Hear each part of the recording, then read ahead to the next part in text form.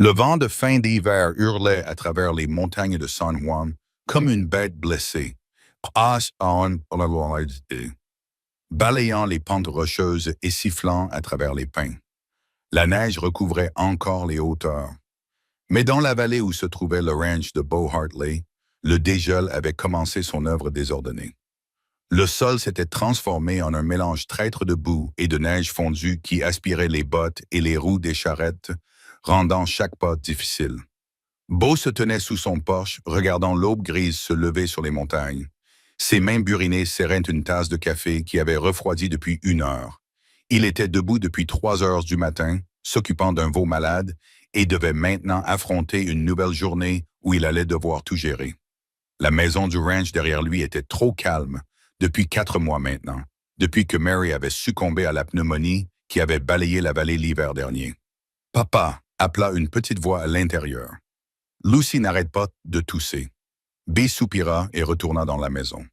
Son aîné Samuel se tenait dans l'embrasure de la porte de la chambre des enfants. Son visage de 9 ans était marqué par une inquiétude qu'aucun enfant ne devrait porter. Derrière lui, Beau pouvait entendre la toux rauque de Lucy, 5 ans, ponctuée par les gémissements de Thomas, 3 ans. « J'arrive, mon fils, » dit Beau en posant sa tasse. Le plancher craquait sous ses bottes tandis qu'il se dirigeait vers la chambre des enfants. Lucy était recroquevillée dans son lit, son petit corps tremblant à chaque quinte de toux. Ses cheveux blonds, si semblables à ceux de sa mère, étaient collés par la sueur. « Tout va bien, petit oiseau, » murmura Beau en la prenant dans ses bras. Elle était trop légère, comme un fagot de brindilles enveloppé dans une chemise de nuit. « Je vais te préparer de l'eau chaude au miel, dans la cuisine, » dit Beau en tâtonnant avec la cuisinière. Mary avait toujours su s'en servir sans effort, entretenant le feu à la bonne température, ayant toujours quelque chose de chaud et de nourrissant à disposition. Ses tentatives de cuisine se soldaient généralement par des haricots brûlés ou de la viande pas assez cuite. Les enfants mangeaient sans se plaindre, mais il avait remarqué à quel point ils avaient tous maigri pendant l'hiver. « Je peux t'aider, papa, » proposa Samuel, qui avait déjà attrapé le seau d'eau. « Tu es un bon garçon, Sam, » dit d'une voix rauque. « Mais tu ne devrais pas avoir à le faire, » se reprit-il. Le garçon en faisait déjà plus que ce qu'un enfant de 9 ans devrait faire après avoir installé Lucy avec son eau au miel et un linge frais sur son front. Beau alla voir le bétail. Les bovins étaient émaciés, leur pelage d'hiver pendait mollement sur leur carcasse. Les chevaux n'étaient guère mieux. Il avait dû vendre 2 bonnes juments le mois dernier juste pour acheter de la nourriture et des médicaments. À ce rythme, il n'aurait plus rien à vendre au marché du printemps. Le soleil était déjà haut dans le ciel lorsque Beau attela la charrette pour se rendre à Mercy's Bend. Il avait besoin de provisions, de la farine, du sel, peut-être des conserves s'il pouvait se les permettre. Mais surtout, il avait besoin d'aide. Madame Patterson, du ranch voisin, venait 2 fois par semaine, mais sa propre famille avait besoin d'elle maintenant que sa fille était enceinte. « On peut venir, papa ?» demanda Thomas, le visage rond plein d'espoir. « Pas aujourd'hui, petit bonhomme. Tu restes ici avec Sam et Lucy.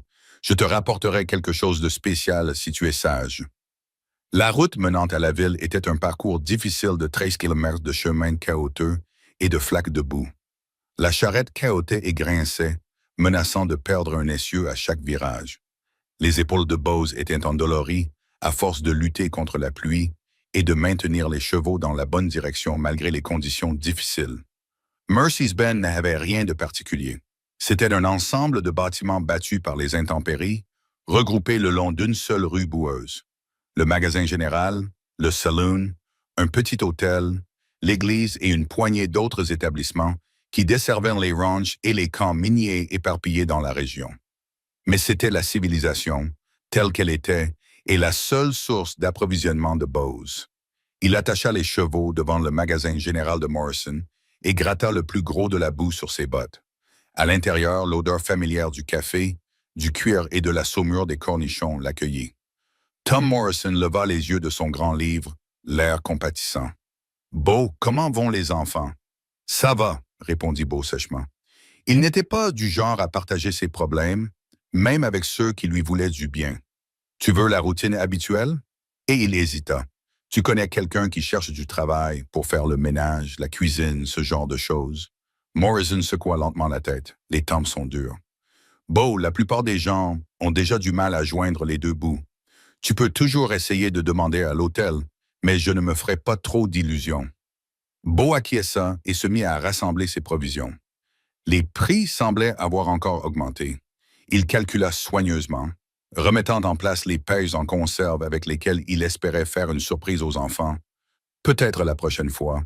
Alors qu'il chargeait ses achats dans le chariot, une agitation près de l'entrepôt de céréales attira son attention. Le shérif Watson était là, avec Dan Fletcher, qui tenait l'hôtel, et il semblait importuner quelqu'un assis contre le mur de l'entrepôt. « Circulez, dit-il. » Fletcher disait, « Nous n'avons pas besoin de plus de mendiants dans cette ville. C'est mauvais pour les affaires, s'il vous plaît. » Une voix de femme répondit, faible et désespérée. « Je ne mendie pas. Je cherche du travail. Je ferai n'importe quoi. Cuisiner, nettoyer, laver. J'ai juste besoin de... Ce dont vous avez besoin, c'est de prendre la prochaine diligence pour partir d'ici. » Watson l'interrompit. « Nous avons déjà assez de problèmes sans accueillir tous les vagabonds qui passent par ici. » Beau se retrouva à s'approcher. La femme apparut, maigre au point d'en être émaciée. Sa robe était rapiécée et usée par le voyage. Ses cheveux noirs étaient tirés en arrière en un chignon sévère qui ne faisait que souligner les cernes creusées sous ses yeux. Elle avait peut-être 30 ans, peut-être moins. Les épreuves avaient tendance à vieillir les gens ici. « Je peux travailler, » insista-t-elle en se relevant péniblement. Ses mains tremblaient légèrement, à cause du froid ou de la faim. Beau ne savait pas. « Je suis une bonne cuisinière. Je sais coudre, faire la lessive, s'il vous plaît. J'ai juste besoin d'une chance. »« Clara May, c'est ça? » dit Fletcher avec un ricanement. « Oui, j'ai entendu parler de vous. La veuve de Denver Way, celle qui ne peut pas. » Il fit un geste grossier. « Pas étonnant que la famille de votre défunt mari vous ait chassé. À quoi sert une femme qui ne peut pas donner d'enfant à un homme? » La femme, Clara, tressaillit comme si elle avait été frappée, mais releva le menton. « Je peux travailler, c'est tout ce que je demande. Pas dans mon hôtel, vous ne le ferez pas. » Fletcher dit, « C'est déjà assez grave que vous ne puissiez pas payer votre chambre. Je n'ai pas besoin de femmes stériles qui portent malheur à mon établissement. » Quelque chose dans le désespoir digne de cette femme toucha Beau. Peut-être était-ce la façon dont elle se tenait malgré l'humiliation. Ou peut-être était que simplement l'idée pratique de ses enfants, toussant dans leur lit sans personne pour s'occuper d'eux correctement. « Madame, s'entendit-il dire. » Tous trois se tournèrent vers lui. « Vous dites que vous savez cuisiner? » Les yeux bruns et fatigués de Clara rencontrèrent les siens. « Oui, monsieur.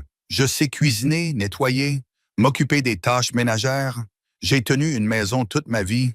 Pouvez-vous vous occuper d'enfants? » Une lueur de douleur traversa son visage rapidement réprimé. « Oui, monsieur, je me suis occupé des enfants de ma sœur à de nombreuses reprises. » Beau regarda Watson et Fletcher. « Elle dérange quelqu'un d'autre que vous deux? » Watson eut la décence de paraître mal à l'aise. « Allons, Beau, nous essayons simplement de maintenir la paix. »« Tout me semble assez paisible, » dit Beau. Il se tourna vers Clara. « J'ai 3 enfants à charge. Travail au ranch, logement, pension et salaire. $1 par semaine si le travail est satisfaisant. » Les yeux de Clara s'écarquillèrent.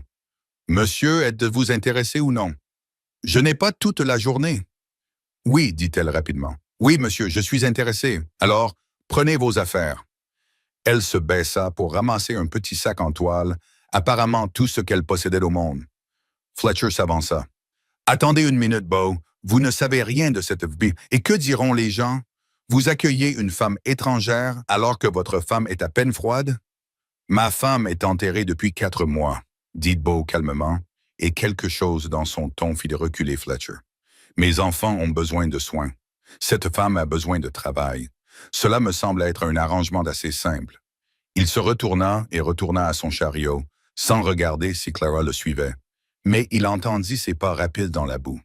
Il entendit son souffle se couper lorsqu'elle souleva son sac.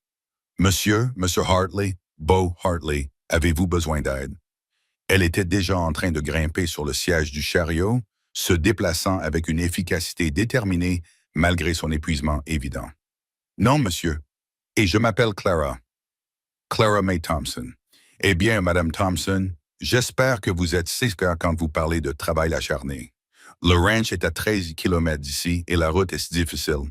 J'ai déjà voyagé sur des routes plus difficiles, dit-elle calmement. Beau fit claquer sa langue pour faire avancer les chevaux et le chariot se mit en route. Alors qu'il s'éloignait de la ville, il aperçut Watson et Fletcher qui se tenaient toujours là, secouant la tête. Qu'ils parlent. Ils n'avaient pas 3 enfants qui mouraient lentement de faim, tombant peu à peu malades sans personne pour s'occuper d'eux correctement. La femme à côté de lui était assise, raide, les mains jointes sur ses genoux. Elle ne parlait pas, ne posait pas de questions, se contentait de fixer la route boueuse qui s'étendait devant eux. Beau se surprit à être étrangement reconnaissant de ce silence. Il avait pris sa décision sur un coup de tête poussé par le désespoir, et maintenant, la réalité s'imposait à lui. Il amenait une parfaite inconnue dans sa maison, auprès de ses enfants.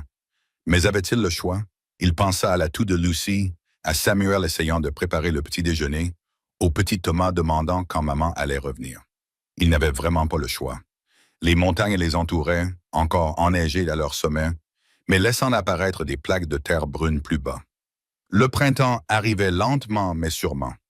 Peut-être, pensa Beau alors que les roues du chariot retrouvaient les ornières familières qui menaient à la maison. Peut-être que cela faisait partie de ce renouveau.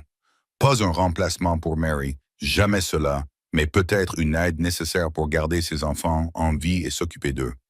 La vie est dure ici, dit-il finalement, sans regarder la femme à côté de lui. Je connais bien les vies difficiles.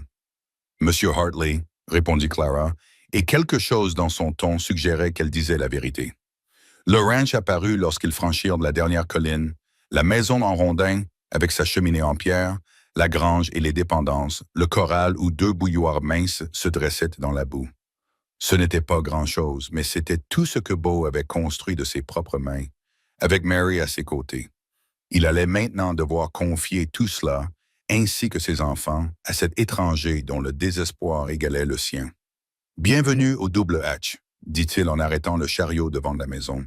« J'espère que vous êtes prête à travailler, Madame Thompson. » Clara regarda la maison et Bea vit sur son visage quelque chose qui pouvait être du soulagement ou de la résignation. « Je suis prête, Monsieur Hartley. Vous ne le regretterez pas. » Alors qu'elle descendait du chariot, ramassant ses jupes fines pour éviter la boue, Beau espéra qu'elle avait raison. Pour leur bien à tous, il espéra qu'elle avait raison. Les roues du chariot patinaient dans la boue, alors qu'ils reprenaient le chemin caouteux. Clara May Thompson était assise, raide, à côté de Bea, les mains fines serrées si fort sur ses genoux que ses jointures blanchissaient à travers le tissu usé de ses gants. Les montagnes s'élevaient autour d'eux, leur sommet encore couronné de neige qui allait bientôt fondre et faire gonfler les ruisseaux jusqu'à des niveaux dangereux. Aucun des deux ne parla pendant les premiers kilomètres. Beau se concentrait pour éviter les pires ornières, tout en jetant de temps à autre un coup d'œil à la femme qu'il venait d'engager. À la lumière du jour, loin de l'ombre de l'entrepôt, il pouvait voir qu'elle était plus jeune qu'il ne l'avait d'abord pensé, peut-être 28 ou 30 ans. Son visage portait les traces d'une faim prolongée, mais sa mâchoire était serrée avec une détermination qu'il reconnaissait. C'était l'expression de quelqu'un qui avait été mis à terre à plusieurs reprises, mais qui continuait à se relever. « Vos enfants, dit finalement Clara, sa voix à peine audible au-dessus du grincement du chariot. Parlez-moi d'eux. Samuel est l'aîné, il a 9 ans, il est trop sérieux pour son âge. Mais c'est... » Beau s'interrompit, ravalant la boule qui lui serrait la gorge. C'est nécessaire depuis que sa mère est décédée. Lucy a 5 ans, elle est douce comme du miel, mais elle a une toux qui ne veut pas s'arrêter. Et Thomas a 3 ans, il demande encore sa maman tous les matins. Clara acquiesça lentement. Et leur mère, votre femme, elle est décédée d'une pneumonie il y a quelques mois. Le médecin n'a pas pu venir. La tempête avait bloqué le col avant qu'il ne se dégage. Il haussa les épaules, ce geste exprimant ce que les mots ne pouvaient dire. « Toutes mes condoléances, Monsieur Hartley. » La sincérité simple de sa voix le fit la regarder à nouveau. « Et vous? Votre mari? » Une ombre passa sur son visage.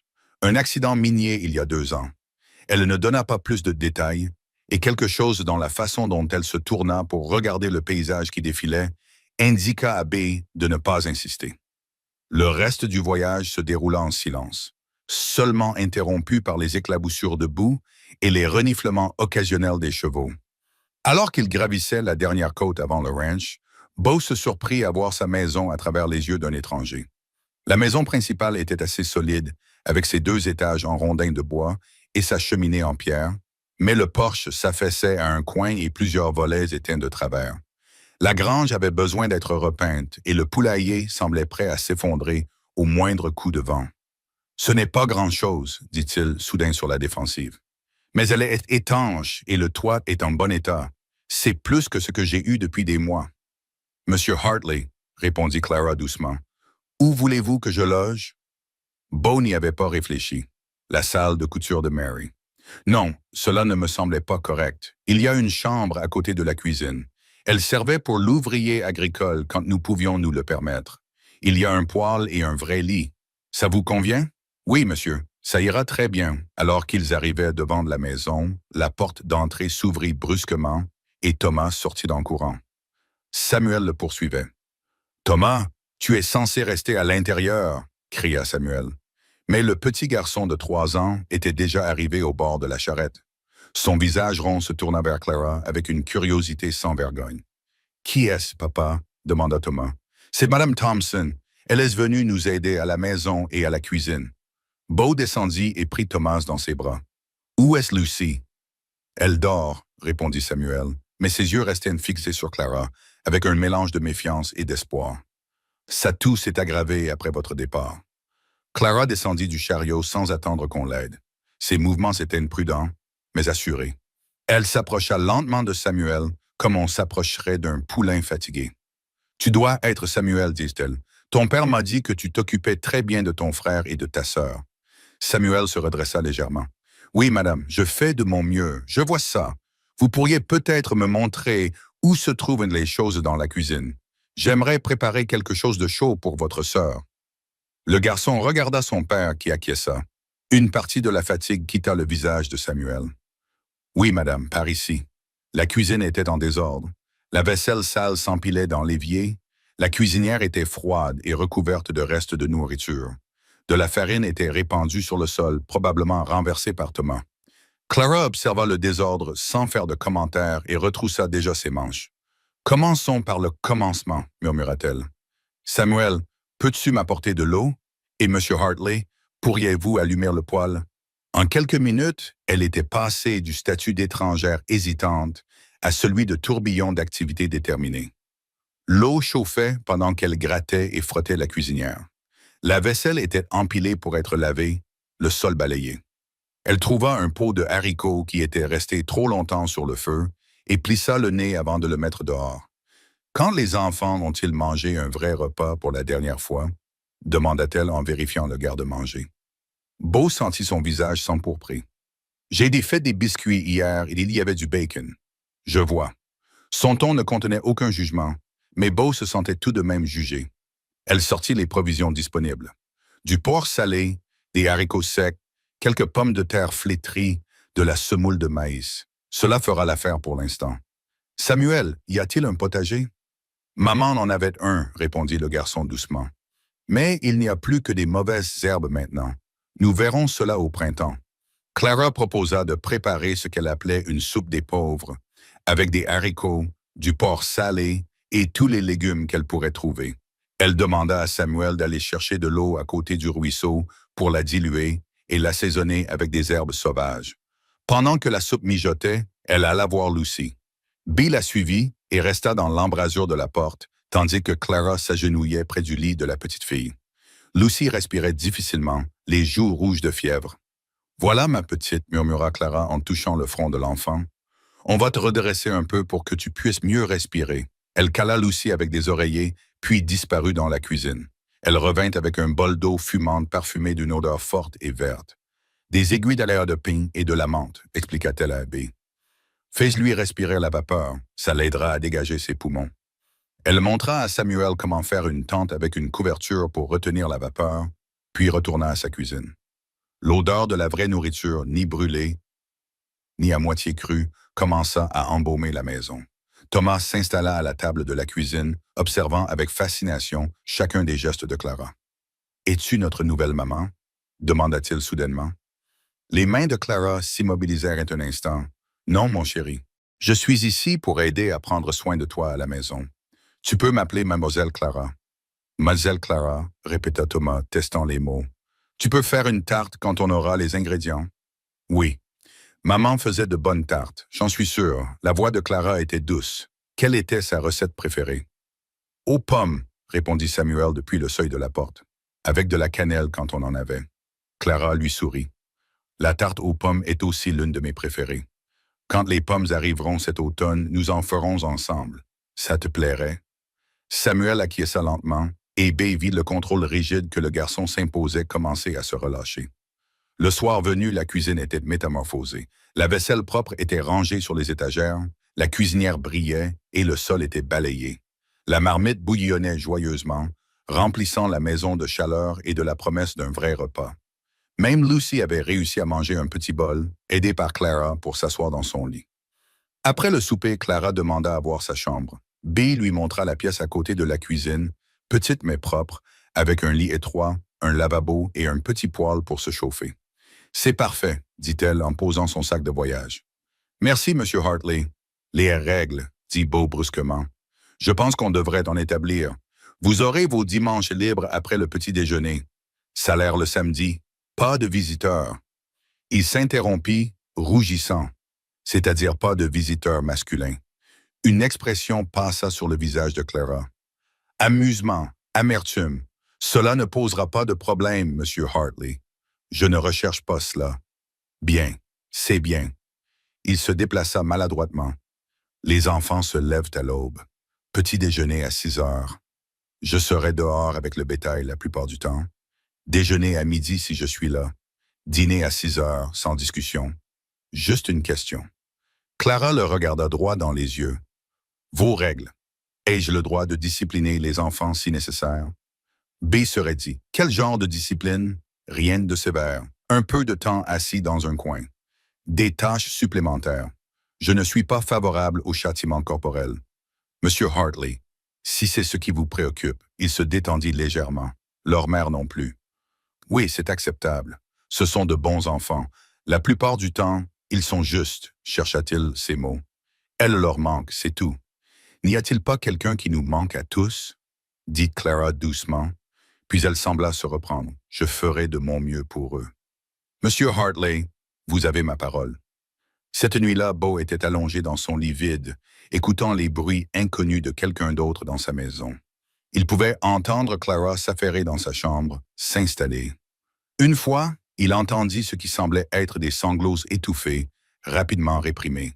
Il repensa aux paroles crues de Fletcher en ville, au sujet des ragots qui ne manqueraient une passe de suivre. Une veuve stérile et un éleveur veuf sous le même toit. Les langues allaient aller bon train. Mais il entendit alors Lucy respirer plus facilement après le traitement à la vapeur de Clara et décida qu'il se moquait bien de ce que les gens pouvaient dire dans son lit étroit. Clara était allongée, raide, les yeux fixés au plafond. La pièce était froide, mais les couvertures étaient propres et épaisses. Un luxe après des mois passés à dormir dans des granges et des ruelles. Son corps était épuisé, mais son esprit refusait de se calmer. Elle toucha la cicatrice sur ses côtes, celle que Jacob lui avait infligée le soir où il avait appris avec certitude qu'elle ne pourrait jamais avoir d'enfant. Il l'avait traitée de femme inutile. À quoi sert une femme qui ne peut pas donner de fils à un homme? Mais aujourd'hui, ce petit garçon, Thomas, l'avait regardé avec une telle confiance. Et Samuel, si jeune pour porter un tel fardeau, lui avait souri lorsqu'elle l'avait félicité pour avoir cueilli des herbes. Même la pauvre Lucy, malade, lui avait serré la main et lui avait murmuré « Merci, Mademoiselle Clara ». Pour la première fois en 2 ans, Clara ressentait quelque chose qui ressemblait à de l'espoir. C'était fragile comme la glace au printemps, mais c'était là. Elle avait du travail, elle avait un toit, elle avait des enfants qui avaient besoin d'elle, même s'ils n'étaient pas les siens. Elle ferma les yeux et s'autorisa à imaginer, l'espace d'un instant, que cela pourrait durer, qu'elle pourrait se rendre si utile, si indispensable, que Beau Hartley ne la renverrait jamais, qu'elle pourrait voir ses enfants grandir, les aider à guérir leurs blessures et peut-être guérir certaines des siennes au passage. C'était un rêve dangereux pour quelqu'un dans sa situation. Mais dans l'obscurité de sa petite chambre, avec le vent qui hurlait dehors et la maison bien chauffée autour d'elle, Clara May Thompson se permit quand même de rêver. Demain apporterait ses propres défis. Il y aurait des ragots à affronter, la confiance à gagner, des blessures à surmonter. Mais ce soir, pour la première fois depuis la mort de Jacob et son expulsion honteuse de la maison de sa famille, Clara avait un endroit où elle avait sa place. Même si ce n'était que temporaire, même si cela reposait sur la nécessité plutôt que sur l'affection, c'était plus qu'elle n'avait eu depuis plus longtemps qu'elle ne pouvait s'en souvenir. Dans la maison principale, elle entendit l'un des enfants tousser, puis se calmer sans réfléchir. Elle se leva à moitié, prête à aller voir. Puis elle se retint. Pas encore. Elle n'était pas leur mère. Elle ne serait jamais la mère de personne. Mais elle pouvait être ce dont ils avaient besoin maintenant. Quelqu'un pour leur préparer leur repas, soigner leurs blessures et faire fonctionner leur maison. Cela devrait suffire. Et pour l'instant, c'était tout. Les semaines passèrent lentement, marquées par le retrait progressif de l'hiver et l'arrivée timide du printemps. Clara était au Ranch Double H depuis près d'un mois maintenant, et la maison s'était transformée sous ses mains attentionnées. Les sols brillaient, les fenêtres scintillaient lorsque la lumière du soleil les frappait, et l'odeur du pain frais était devenue un réconfort quotidien. La toux de Lucy avait enfin disparu grâce aux soins patients de Clara, qui lui avait donné des tisanes à la vapeur et au miel. Thomas avait cessé de réclamer sa maman tous les matins, même si Clara le surprenait parfois, en train de la regarder avec une expression mélancolique qui lui serrait le cœur. Samuel restait le plus réservé, mais même lui avait commencé à s'habituer à sa présence, surtout depuis qu'elle lui avait appris à faire des Johnny Cakes exactement comme il les aimait. C'était un mardi après-midi lorsque Clara remarqua quelque chose de sombre à l'horizon. Des nuages d'orage s'amassaient au-dessus des montagnes et descendaient vers la vallée à une vitesse inquiétante. « Monsieur Hartley » appela-t-elle depuis le porche où elle battait des tapis. « Une tempête arrive ?» B leva les yeux du corral où il travaillait avec un jeune cheval. Même de loin, elle pouvait voir son froncement de sourcils alors qu'il observait le ciel. Il dit quelque chose à Red Perkins, l'ouvrier agricole qui venait 2 fois par semaine, puis courut vers la maison. « Elle s'annonce violente, dit-il, les cheveux déjà fouettés par le vent. Il pourrait neiger tardivement, mais ces montagnes ne suivent aucune règle. Ils s'attelèrent ensemble à la préparation, apportant du bois de chauffage supplémentaire, fixant les volets, s'assurant que les animaux étaient à l'abri. Les enfants ont aidé. Même le petit Thomas transportait du petit bois avec une concentration déterminée. Le soir venu, la tempête avait frappé de plein fouet. La neige mêlée de grésil fouettait les fenêtres et le vent hurlait comme un être vivant. Clara entretenait le feu dans le poêle et faisait mijoter des ragoûts chauds, essayant de maintenir une atmosphère calme pour le bien des enfants. « Racontez-nous une histoire, Mlle Clara, » demanda Lucy, blottie contre elle sur le canapé usé. Thomas était déjà affalé contre son autre épaule, luttant contre le sommeil. « Quel genre d'histoire aimeriez-vous? »« Une histoire vraie, » dit Samuel depuis sa place près du feu. « De quand vous étiez petite, » répondit Clara après une hésitation. Son enfance n'était pas remplie du genre d'histoire que les enfants devraient entendre, mais elle trouva un souvenir, l'un des rares bons. Quand j'avais à peu près ton âge, Lucy, ma grand-mère, vivait avec nous. Elle venait du vieux pays, l'Irlande, et connaissait toutes les vieilles légendes. Les nuits comme celle-ci, elle préparait ce qu'elle appelait du pain de Témaïte, un pain sucré avec des raisins secs et de la cannelle. Elle était plongée dans son histoire lorsqu'un grand craquement retentit dans la maison. Thomas se réveilla en sursaut en poussant un cri. « Ce n'est qu'une branche, dit Beau, mais il se dirigeait déjà vers la porte. Il y eut probablement un autre craquement, et cette fois, ils entendirent le bois se fendre. Beau attrapa son manteau. « On dirait le toit de la grange. Red aurait dû rentrer à la maison il y a des heures. Je dois aller voir les animaux. »« Tu ne peux pas sortir par ce temps, » protesta Clara en se levant du canapé. « Ce n'est pas prudent. Ces animaux sont notre gagne-pain, dit-il fermement, enfilant déjà ses bottes. Nous ne pouvons pas nous permettre d'en perdre un seul. » Il était parti avant qu'elle ait pu argumenter davantage, englouti par la furie blanche derrière la porte. Clara resta figée un instant, se souvenant d'une autre nuit, d'une autre tempête, d'un autre homme qui était parti et n'était pas revenu indemne. « Papa va bien? » demanda Lucy d'une petite voix. Clara esquissa un sourire. « Bien sûr, ma chérie, ton papa connaît ce ranch comme sa poche, il va bien. » Mais elle se dirigea vers la fenêtre, s'efforçant de voir à travers la neige tourbillonnante. Les minutes passèrent comme des heures. Les enfants se blottirent les uns contre les autres, et Clara se surprit à raconter histoire après histoire, la voix calme même si ses mains tremblaient légèrement. Où était-il? Et s'il s'était perdu dans la neige? Et si le toit de la grange s'était effondré pendant qu'il était à l'intérieur?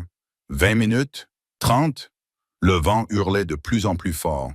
Je devrais aller voir, dit Samuel en se levant. Absolument pas. La voix de Clara était plus dure qu'elle ne l'aurait voulu. Tu restes ici, où tu es en sécurité. Ton père ne me le pardonnerait jamais si la porte s'ouvrait sous l'effet d'une rafale de neige et de vent. B entra en titubant, plus glacé qu'humain, le visage rougi par le froid. Le toit de la grange était endommagé, mais tenait bon. Il haletait, les dents claquant. J'ai déplacé les chevaux dans l'appentis. Clara était déjà en mouvement, retirant son manteau gelé et le poussant vers le feu. Ses mains étaient blanches de froid, et lorsqu'elle les toucha, il tressaillit. « Tu sens tes doigts? » Il tremblait maintenant, de grands frissons parcourant son corps. « Il faut juste que tu te réchauffes. Samuel, va chercher des couvertures dans le coffre. Lucy, aide-moi à faire chauffer de l'eau. Thomas, reste assis là et tiens compagnie à ton papa. » Elle s'affairait avec une efficacité attentionnée. L'enveloppant dans des couvertures, préparant de l'eau chaude pour ses mains et ses pieds. Quand elle s'agenouilla pour lui retirer ses bottes, il protesta. « Je peux me débrouiller tout seul. »« Tais-toi, dit-elle d'un ton qui ne souffrait aucune discussion. Tu ne seras d'aucune utilité à personne si tu perds tes doigts ou tes orteils à cause des engelures. » Ses pieds étaient alors mais pas blancs, ce qu'elle considéra comme un bon signe. Elle les enveloppa dans des serviettes chaudes, puis le força à boire tasse après tasse de café chaud, généreusement sucré. Peu à peu, les violents tremblements s'atténuèrent pour laisser place à quelques frissons occasionnels. La couleur revint sur son visage et ses mains. Les enfants, voyant leur père se remettre, se détendirent enfin. « C'est l'heure d'aller au lit », annonça Clara, remarquant les paupières tombantes de Thomas. « Cette tempête ne va pas s'arrêter de sitôt. » Pour une fois, personne ne protesta. Même Samuel y alla de bon gré, épuisé par l'inquiétude.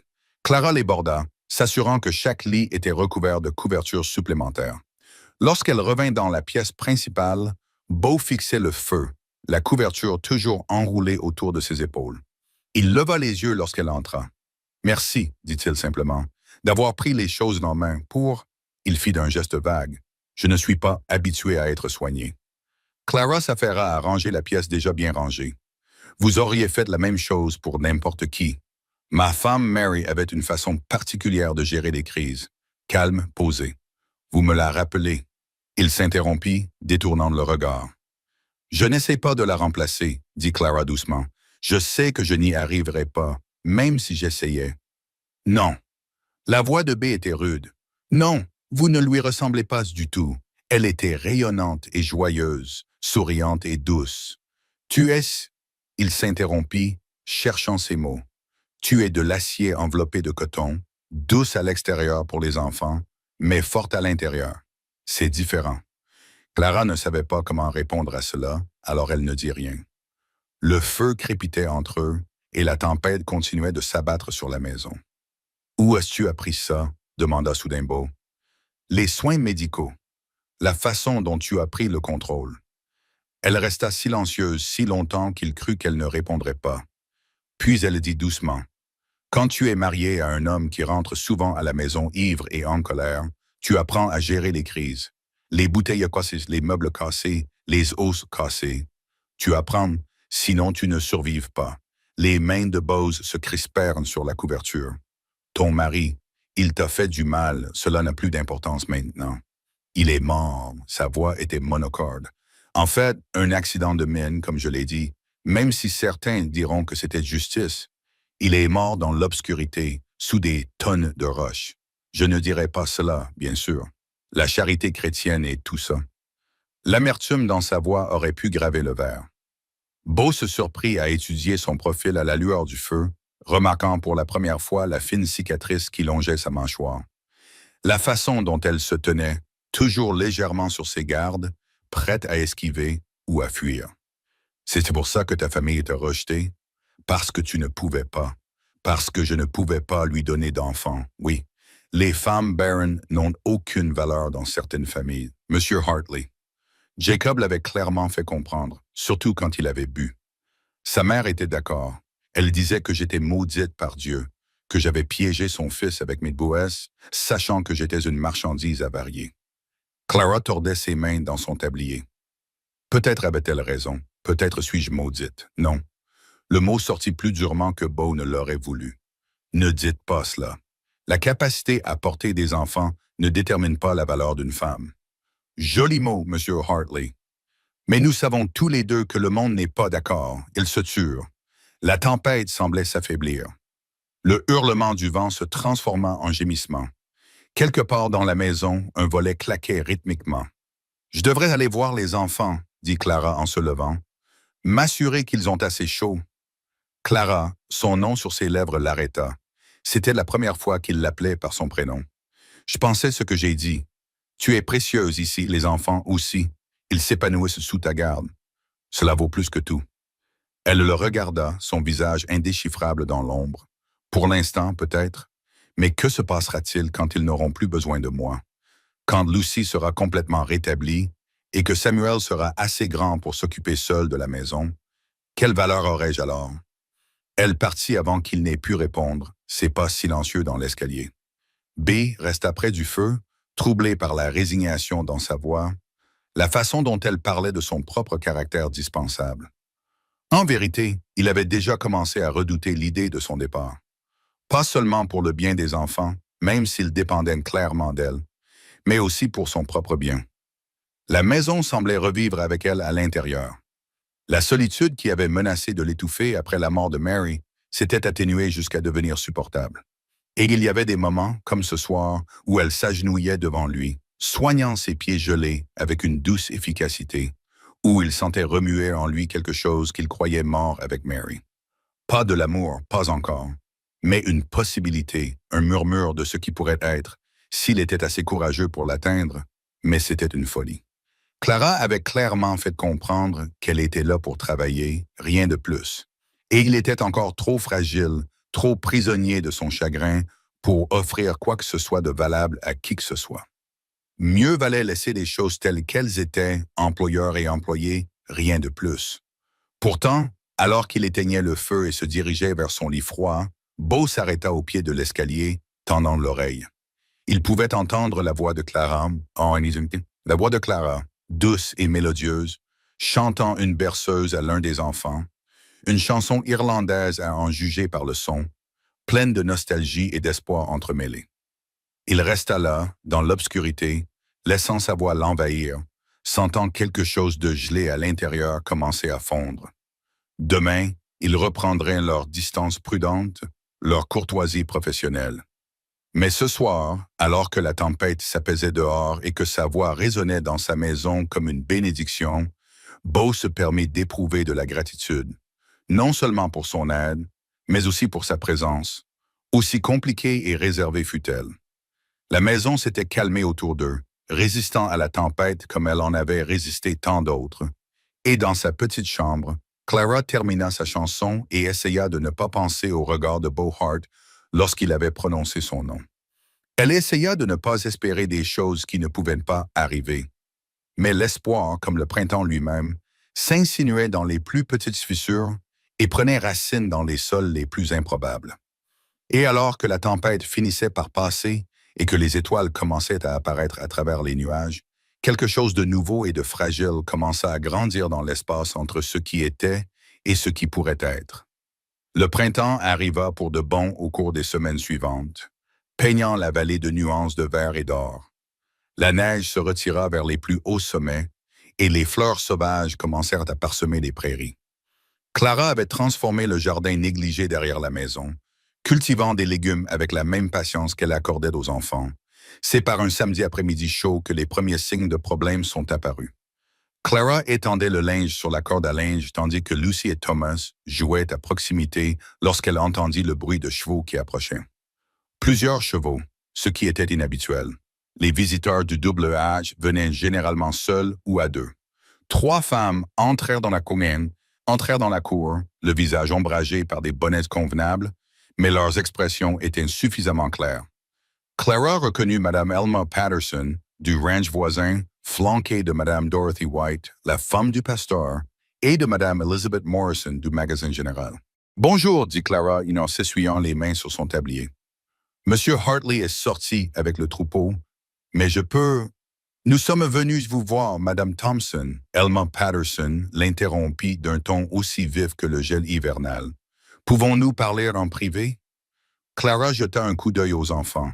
Lucy avait arrêté de jouer et observait la scène, les yeux écarquillés. Lucy, ma chérie, veux-tu emmener Thomas à l'intérieur? Il y a du pain frais qui refroidit. Vous pourrez chacun en avoir une tranche avec de la confiture. Une fois les enfants partis, Clara fit face à ses visiteuses. Voulez-vous entrer? Je peux vous préparer du thé. Ce n'est pas nécessaire, répondit Madame White. Nous ne resterons pas longtemps. Nous sommes venus pour une affaire chrétienne. Clara sentit son estomac se nouer, mais elle garda une expression neutre. Oh. Alma Patterson descendit de cheval avec une grâce surprenante pour une femme de son âge. Les autres l'imitèrent, formant un demi-cercle autour de Clara comme des juges lors d'un procès.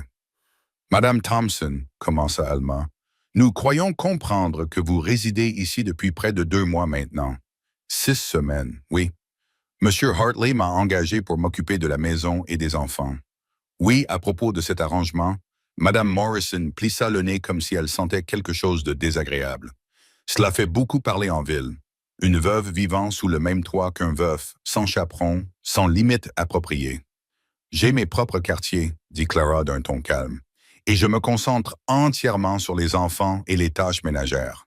Néanmoins, intervint Madame White, l'apparence d'une inconduite est presque aussi préjudiciable que l'inconduite elle-même. Vous comprenez certainement la position délicate dans laquelle cela place M. Hartley, sa réputation et l'avenir des enfants au sein de la communauté. Clara sentit ses joues s'empourprer, mais elle garda un ton calme. Les enfants souffraient quand je suis arrivé. Ils étaient malades, sous-alimentés, en proie au chagrin. Maintenant, ils sont en bonne santé et bien entourés. Je ne vois pas en quoi cela nuit à qui que ce soit. Parce que vous ne réfléchissez pas clairement, dit Alma sans méchanceté. Ma chère, nous connaissons votre situation, votre incapacité à avoir des enfants, le rejet de la famille ou de votre mari. Il est compréhensible que vous saisissiez toute opportunité qui se présente, mais vous comprenez sûrement comment cela peut être perçu. Une femme stérile, désespérée d'avoir des enfants, s'immisçant dans une famille en deuil. Ces mots la frappèrent comme des coups physiques, chacun visant soigneusement ses blessures les plus profondes. Clara serra les mains sur sa jupe. Certains disent de Madame Morrison baissa la voix d'un air complice que vous avez jeté votre dévolu sur M. Hartley et que vous utilisez ces pauvres enfants orphelins de mère pour le piéger et le pousser au mariage. Ce n'est pas. Clara s'interrompit et respira profondément. Je n'ai pas de telles intentions. Je suis ici pour travailler, rien de plus. Alors prouvez-le, dit Madame White d'un ton ferme. Partez. Trouvez un emploi ailleurs, un endroit plus approprié. Madame Morrison connaît un poste à Denver. Une tante veuve qui a besoin d'une compagne. Un travail respectable pour une femme dans votre situation. L'esprit de Clara s'emballa. Partir maintenant. Alors que Lucy avait enfin perdu cet horrible tout, que Thomas courait chaque matin à sa rencontre, que même Samuel, si prudent, avait commencé à lui confier ses peurs et ses espoirs. « Je ne peux pas, dit-elle doucement.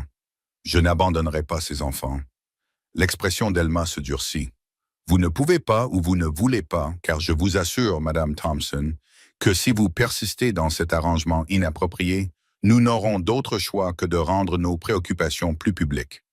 Le pasteur a déjà exprimé ses réserves quant à la possibilité de permettre aux enfants Hartley de fréquenter l'école du dimanche dans de telles circonstances. » Clara sentit le sol se dérober sous ses pieds à l'idée que les enfants soient rejetés, que leur cœur innocent porte le poids du jugement des adultes.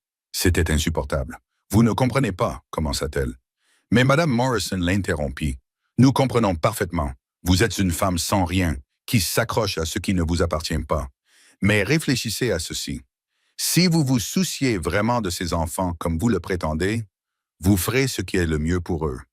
Et ce qui est le mieux, c'est une vraie mère, pas une étrangère stérile qui joue à la dinette. » Les femmes remontèrent sur leurs chevaux, satisfaites d'avoir accompli leur devoir chrétien, et s'éloignèrent.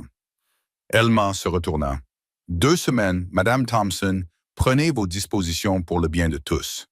Clara resta dans la cour longtemps après leur départ. Tout son corps tremblait.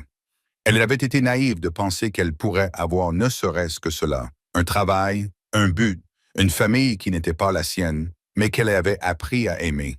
Le monde avait ses moyens de rappeler à des femmes comme elle leur place. Mademoiselle Clara. La voix de Lucy venait de la porte. Tu pleures? Clara s'essuya rapidement les yeux. Non, ma chérie, c'est juste de la poussière de la route. Ces dames n'étaient pas très gentilles. Lucy observait avec la lucidité d'une enfant. Je n'ai pas aimé la façon dont elles vous regardaient. Elles voulaient bien faire. Clara mentit. Bon, comment était le pain? Le reste de l'après-midi passa dans un brouillard. Clara fit ce qu'elle avait à faire, prépara le dîner, raccommoda la chemise déchirée de Samuel, aida Thomas à écrire ses lettres. Mais son esprit était ailleurs, occupé à planifier, à calculer. Elle avait économisé un peu d'argent, peut-être assez pour se rendre à Denver en diligence. L'idée d'être la compagne d'une femme âgée, confinée dans des pièces étouffantes et d'un ennui sans fin, lui donnait des frissons. Mais quel autre choix avait-elle? Lorsque Beau revint au coucher du soleil, poussiéreux et fatigué d'avoir déplacé le bétail, il sentit immédiatement que quelque chose n'allait pas. Clara servit le dîner avec son efficacité habituelle, mais elle évitait son regard et ses réponses au bavardage des enfants, étaient distraites après que ceux-ci furent couchés. Beau la trouva dans la cuisine en train de ranger la vaisselle avec une force inutile. « Que s'est-il passé? » demanda-t-il sans préambule. « Rien d'important. Elle ne s'est pas retournée. » Clara, il s'approcha. Que s'était-il passé? Elle s'immobilisa, puis se tourna lentement vers lui. À la lumière de la lampe, il vit qu'elle avait pleuré, même si elle avait essayé de le cacher. « J'ai eu de la visite aujourd'hui. Madame Patterson, Madame White et Madame Morrison. » L'expression de B s'assombrit. La trinité du jugement moral. Que voulaient ces commères? Malgré tout, les lèvres de Clara tremblèrent à sa description. Pour sauver ta réputation et celle des enfants, il semble que ma présence ici soit devenue problématique. Problématique? Il prononça ce mot comme s'il avait mauvais goût. Laisse-moi deviner, il est inconvenant pour une femme de travailler dans la maison d'un homme. Scandale et honte. Pense aux enfants. Quelque chose comme ça. Clara se retourna vers sa vaisselle. Elles ont soulevé des pointes valables. Valables, Clara, regarde-moi. Comme elle ne le faisait pas, il lui toucha doucement l'épaule. Elle sursauta mais se retourna. Que vous ont-ils dit? La vérité. Sa voix n'était qu'un murmure. Que je suis une femme stérile qui n'a rien. Que je joue à être la mère d'enfants qui ne sont pas les miens. Que je nuis à leur réputation, à leur avenir. Que si je me souciais d'eux, je partirais. La main de Bose se resserra sur son épaule. Ce n'est pas la vérité. C'est du poison déguisé en préoccupation. Vraiment? Clara s'écarta. Ils ont menacé d'interdire aux enfants d'aller au catéchisme pour te compliquer la vie en ville. Peux-tu te le permettre? Les enfants le peuvent-ils? Ce que je ne peux pas me permettre, c'est de te perdre. Les mots sortirent avec violence et soudaineté, les surprenant tous les deux. Beau passa une main dans ses cheveux. Je veux dire, les enfants ne peuvent pas se le permettre. Lucy est enfin en bonne santé. Thomas sourit à nouveau. Et Samuel, il commence à se comporter comme un garçon plutôt que comme un petit adulte portant le poids du monde sur ses épaules. Il pourrait s'adapter à quelqu'un d'autre, quelqu'un de plus approprié. Approprié. B cracha le mot. Tu sais ce qui est approprié? Que les enfants soient aimés et choyés. Une maison qui redevienne un foyer. C'est ce que tu nous as donné, Clara. C'est ça qui compte. Mais les règles continueront. Si ce n'est pas à ce sujet, ce sera à propos d'autre chose. C'est comme ça dans les petites villes. Les gens parlent. Il s'approcha et Clara se retrouva coincée entre lui et le lavabo. Ne les laisse pas te chasser, s'il te plaît. Il y avait quelque chose dans ses yeux, une vulnérabilité qu'elle n'avait jamais vue auparavant. Cela lui serra la poitrine et fit vaciller sa résolution. Ils m'ont donné 2 semaines, s'entendit-elle dire, pour prendre des dispositions. Ensuite, nous aurons 2 semaines pour trouver une solution. Sa main trouva la sienne, ses doigts cailleux entourant doucement ceux, usés par le travail, de Clara. N'abandonne pas encore. Un bruit provenant de la porte les fit sursauter. Samuel se tenait là, vêtu de sa chemise de nuit, le visage grave. « J'ai entendu des voix, dit-il, mais ses yeux étaient rivés sur leurs mains qui s'étaient rapidement séparées. « Tout va bien? »« Tout va bien, » répondit B. « Nous discutions juste des tâches de demain. » Samuel les regarda tour à tour et Clara vit la compréhension poindre dans ses yeux. Trop de compréhension pour un enfant de 9 ans. « Mademoiselle Clara, » dit-il doucement, « vous ne partez pas, n'est-ce pas, à cause des femmes qui sont venues aujourd'hui. » Le cœur de Clara se serra un peu. « Comment le sais-tu? J'ai entendu Lucy parler à Thomas. Elle a dit que les méchantes dames voulaient que vous partiez. » Il entra dans la pièce, soudainement très jeune. « Ne partez pas, s'il vous plaît. Nous avons besoin de vous, Samuel, » commença Beau. Mais le garçon continua. « Je sais que je n'ai pas été très gentil au début. Je pensais que si je t'aimais, cela signifiait que j'oubliais maman. Mais ce n'est pas vrai, n'est-ce pas? Maman voudrait que nous soyons heureux. Elle voudrait que Lucy aille bien et que Thomas rit. Et elle voudrait aussi que quelqu'un s'occupe de papa. » Clara sentit les larmes lui monter aux yeux. Ce garçon courageux, trop vieux pour son âge, lui offrait une absolution dont elle n'avait même pas conscience d'avoir besoin. « Oh, Samuel, dit-elle doucement, ta maman a élevé un jeune homme très sage. Alors tu vas rester. » Elle regarda Beau, qui l'observait avec une expression qu'elle ne parvenait pas tout à fait à déchiffrer. « Je vais essayer, dit-elle finalement. Je vais essayer. » Samuel acquiesça, satisfait, et leur souhaita bonne nuit. Après son départ, Clara et B restèrent debout dans la cuisine chaleureuse, le poids des mots non dits pesant lourdement entre eux. « Je devrais y aller, dit finalement Clara. « Demain matin tôt, Clara, attends. » Beau lui attrapa la main alors qu'elle passait. « Ce que Samuel a dit à propos de quelqu'un qui prendrait soin de moi aussi, tu devrais le savoir. Ces dernières semaines, t'avoir ici, ce n'est plus seulement pour les enfants. » Elle resta immobile, effrayée de respirer, effrayée d'espérer. « Monsieur Hartley Beau, » corrigea-t-il doucement. « Juste Beauregard. » Beau, son nom semblait dangereux sur ses lèvres. « Nous ne pouvons pas, tu sais, nous ne pouvons pas. Même si nous le voulions, cela ne ferait que leur donner raison. » Serait-ce si terrible? Son pouce traça des cercles sur son poignet pour leur donner raison. Elle retira sa main, même si cela lui coûta. « Bonne nuit, Beau. » Elle s'enfuit dans sa chambre, fermant la porte derrière elle, mais elle pouvait encore sentir la chaleur de sa main, voir le désir dans ses yeux.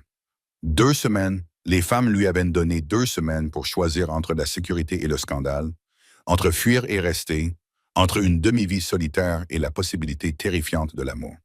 L'été s'était installé sur la vallée comme une couverture chaude, apportant avec lui de longues journées et des nuits étoilées, malgré l'ultimatum des gardiens de la morale de la ville. Clara était restée, même si elle avait pris soin de se montrer encore plus convenable qu'auparavant. Elle se levait avant l'aube, se couchait après la tombée de la nuit et limitait ses interactions avec Bose à un cadre strictement professionnel pendant la journée. Mais les nuits étaient différentes. Tout avait commencé innocemment. Une tasse de café partagée sous le porche après que les enfants se soient endormis pour discuter des tâches du lendemain. Puis c'était devenu un rituel. Ces moments volés sous le vaste ciel du Colorado où ils pouvaient abandonner leur masque prudent et être simplement Clara et B, et non plus employeurs et femmes de ménage. Cette nuit-là était particulièrement chaude, le genre de soirée de juillet qui donnait aux montagnes une teinte violette dans la lumière déclinante. Clara était assise dans son fauteuil habituel, raccommodant une chemise de Thomas à tâtons plutôt qu'à vue. B occupait l'autre fauteuil à une distance respectable, bien qu'elle soit très attentive à chacun de ses mouvements. « Le maïs a l'air en bonne santé, » dit-il, rompant le silence confortable. « La meilleure récolte depuis des années, grâce au jardin que tu as commencé. Les enfants ont aidé, » répondit Clara, son aiguille scintillant au clair de lune.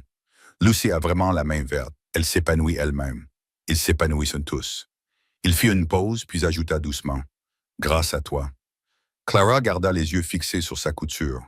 Ces moments de gratitude étaient dangereux.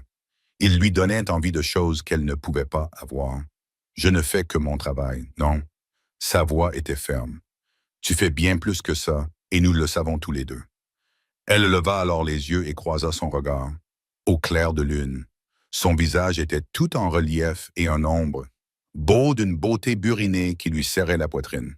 « Beau, je sais, dit-il. Je sais toutes les raisons pour lesquelles nous ne devrions pas. Dieu sait que je me les suis énumérées 100 fois. Mais Clara, dit-il en se penchant en avant, les coudes sur les genoux. Je suis fatigué de prétendre que je ne ressens pas ce que je ressens. Ses mains s'immobilisèrent sur le tissu. Et que ressens-tu? Comme si j'étais à nouveau en vie, dit-il simplement. Pendant des mois après la mort de Mary, je faisais juste semblant de vivre, passant chaque jour pour le bien des enfants. Puis tu es arrivé, et soudain, la lumière est revenue dans cette maison. Pas seulement pour eux, pour moi aussi. Clara mit de côté son ouvrage, les mains légèrement tremblantes. Tu es encore en deuil. Ce que tu ressens, ce n'est peut-être que de la gratitude mêlée à de la solitude. C'est ce que tu te dis à propos de ce que tu ressens? Il rapprocha sa chaise suffisamment pour qu'elle puisse sentir l'odeur du cuir et du soleil qui émanait de lui. Ce n'est que de la gratitude. Ce que je ressens n'a pas d'importance, murmura-t-elle. Ça m'importe, dit-il en tendant la main pour recouvrir ses mains jointes. Clara, je ne te demande rien que tu ne sois prête à donner. J'ai juste besoin que tu saches. Au cas où ces vautours te convaincraient de partir, j'ai besoin que tu saches que tu es désiré ici. Pas seulement nécessaire, désiré. Le poids de sa main sur la sienne était presque insupportable, tant il était tendre. Depuis combien de temps personne ne l'avait touché avec une telle tendresse? Probablement depuis sa grand-mère. Certainement pas pendant son mariage avec Jacob. J'en rêve parfois, admit-elle, les mots venant du plus profond d'elle-même. Avoir un vrai foyer, une famille, des enfants à aimer, même s'ils ne sont pas les miens. Elle s'interrompit, incapable de finir. Même s'ils ne sont pas les tiens de naissance, compléta Beau doucement. Mais Clara, tu ne comprends pas. Ils s'aiment déjà comme si tu étais leur mère. Et quant à l'autre, il serra sa main plus fort. Il existe toutes sortes de familles, toutes sortes d'amours. Ce qui compte, c'est de se choisir l'un l'autre. Elle regarda leurs mains jointes, celle de son fils bronzé et marquée par le travail, la sienne pâle malgré le jardinage, toutes deux témoignant d'une vie difficile. Lentement, elle retourna sa paume vers le haut, laissant leurs doigts s'entrelacer. « J'ai peur, admit-elle. De moi, dit-il d'une voix douloureuse. Non, jamais de toi. » Elle croisa son regard. D'en vouloir trop, de croire que cela pourrait durer, de m'autoriser à aimer ces enfants de tout mon cœur alors que je risque de devoir les quitter. « Alors ne pars pas, dit-il en levant leurs mains jointes et en pressant ses lèvres contre ses jointures. Reste, pas comme gouvernante, mais comme ma femme. Les mots flottaient dans l'air nocturne comme des étoiles. Clara retint son souffle. Beau, tu ne veux pas dire que je le pense vraiment. J'y pense depuis des semaines. Épouse-moi, Clara. Fais de ce rêve une réalité. Mais Mary n'est plus là, dit-il doucement mais fermement. Et elle serait la première à me dire de saisir le bonheur quand il se présente. Elle était pragmatique comme ça. Elle te regarderait, verrait à quel point tu aimes nos enfants, comment tu as redonné vie à cet endroit, et elle me reprocherait probablement d'avoir attendu si longtemps pour te demander en mariage. Clara retira sa main et se leva brusquement. Elle se dirigea vers la balustrade du porche et regarda la vallée éclairée par la lune. Les gens allaient parler. Ils diraient « Je t'ai piégé ». Tout comme ces femmes l'avaient prédit, qu'ils parlent. Il s'approcha derrière elle sans la toucher, mais suffisamment près pour qu'elle puisse sentir sa chaleur.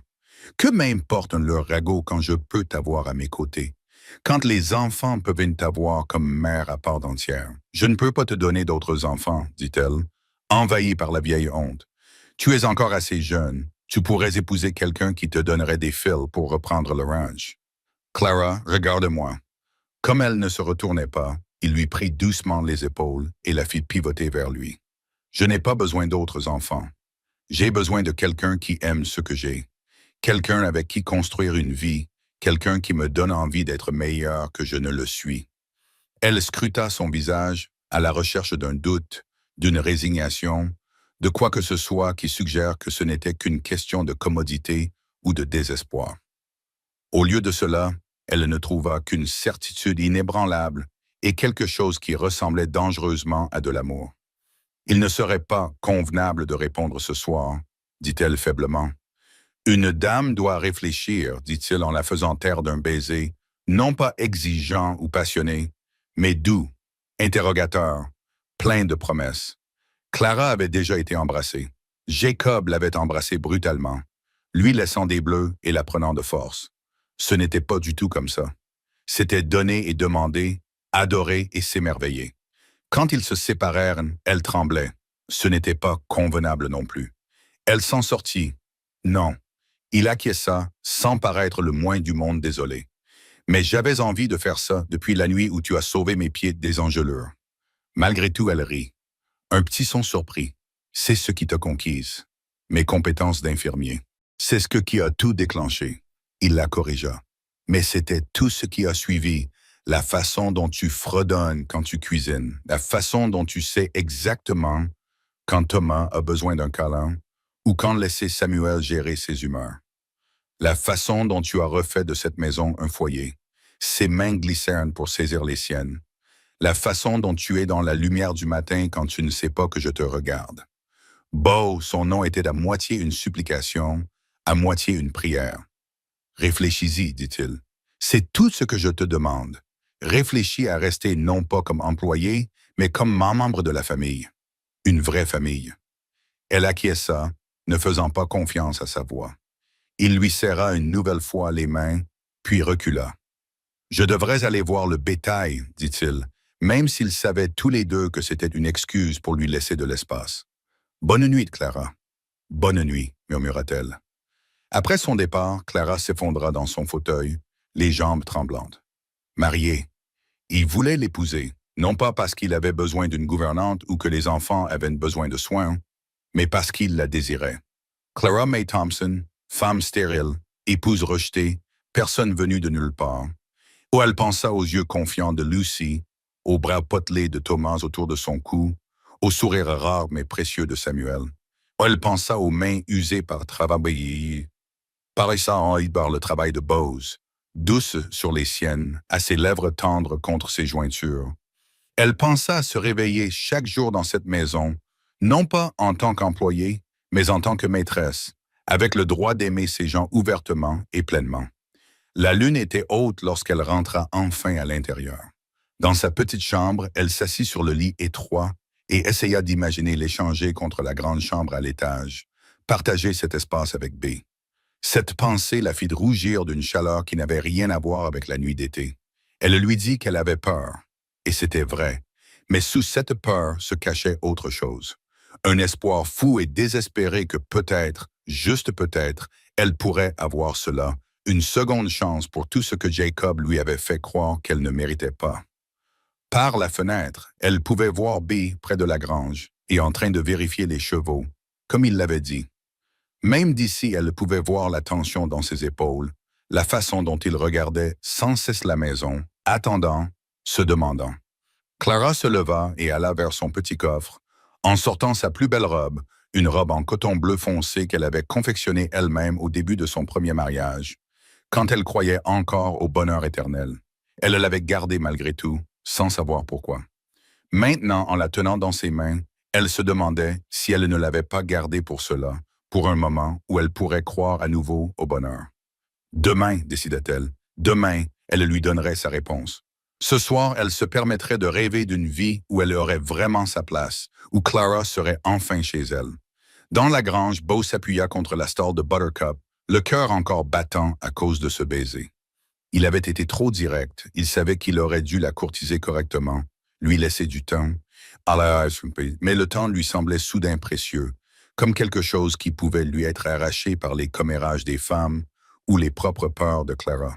« Qu'en penses-tu, ma fille? » demanda-t-il au maire. « Ai-je tout gâché? » Buttercup hennit doucement, frottant son museau contre son épaule. « Mary disait toujours que j'étais trop impulsif, continua-t-il. Mais parfois, un homme sait ce qui est juste. Et Clara, elle est faite pour nous tous. » Il pensa à sa défunte épouse, se demandant si elle approuverait. Mary était le soleil, tandis que Clara était le clair de lune. Le rire, tandis que Clara était la force tranquille. Mais les deux femmes avaient le même cœur d'acier, le même amour féroce pour les enfants, la même façon de faire d'une maison un foyer. « Je t'aimerai toujours, » murmura-t-il au chevalier, à la mémoire de Mary. « Mais je pense qu'il est temps d'aimer à nouveau. Je pense que tu voudrais cela pour moi, pour eux. » Le vent nocturne n'apporta aucune réponse, mais dans son cœur, Beau ressentit une sorte de paix. Demain apporterait ce qu'il apporterait. Mais ce soir, il avait embrassé Clara May Thompson sous les étoiles, et elle ne s'était pas écartée. Pour l'instant, cela lui suffisait. Dans la maison, 3 enfants dormaient paisiblement, inconscients que leur monde était peut-être sur le point de changer à nouveau. Mais cette fois, le changement serait source de joie et non de tristesse. Cette fois, ce serait un commencement et non une fin. Et dans son lit étroit, Clara était éveillée, les lèvres encore picotantes du baiser de Bose, le cœur osant espérer que peut-être, juste peut-être, elle avait enfin trouvé sa place dans le monde. Le lendemain de la demande en mariage de Bose, le matin était clair et lumineux, mais Clara n'avait presque pas dormi. Elle accomplit machinalement ses tâches matinales, allumant le poêle et préparant la pâte à biscuits, dressant la table, tout en laissant son esprit vagabonder.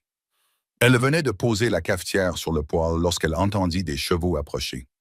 Par la fenêtre de la cuisine, elle vit un cavalier solitaire descendre de cheval, un homme qu'elle ne reconnaissait pas. Il était grand et mince, vêtu du cuir usé d'un chasseur de primes, et ses yeux froids balayaient le ranch d'un regard professionnel. Quelque chose en lui la mettait mal à l'aise. « Je peux vous aider ?» demanda Bee depuis le porche.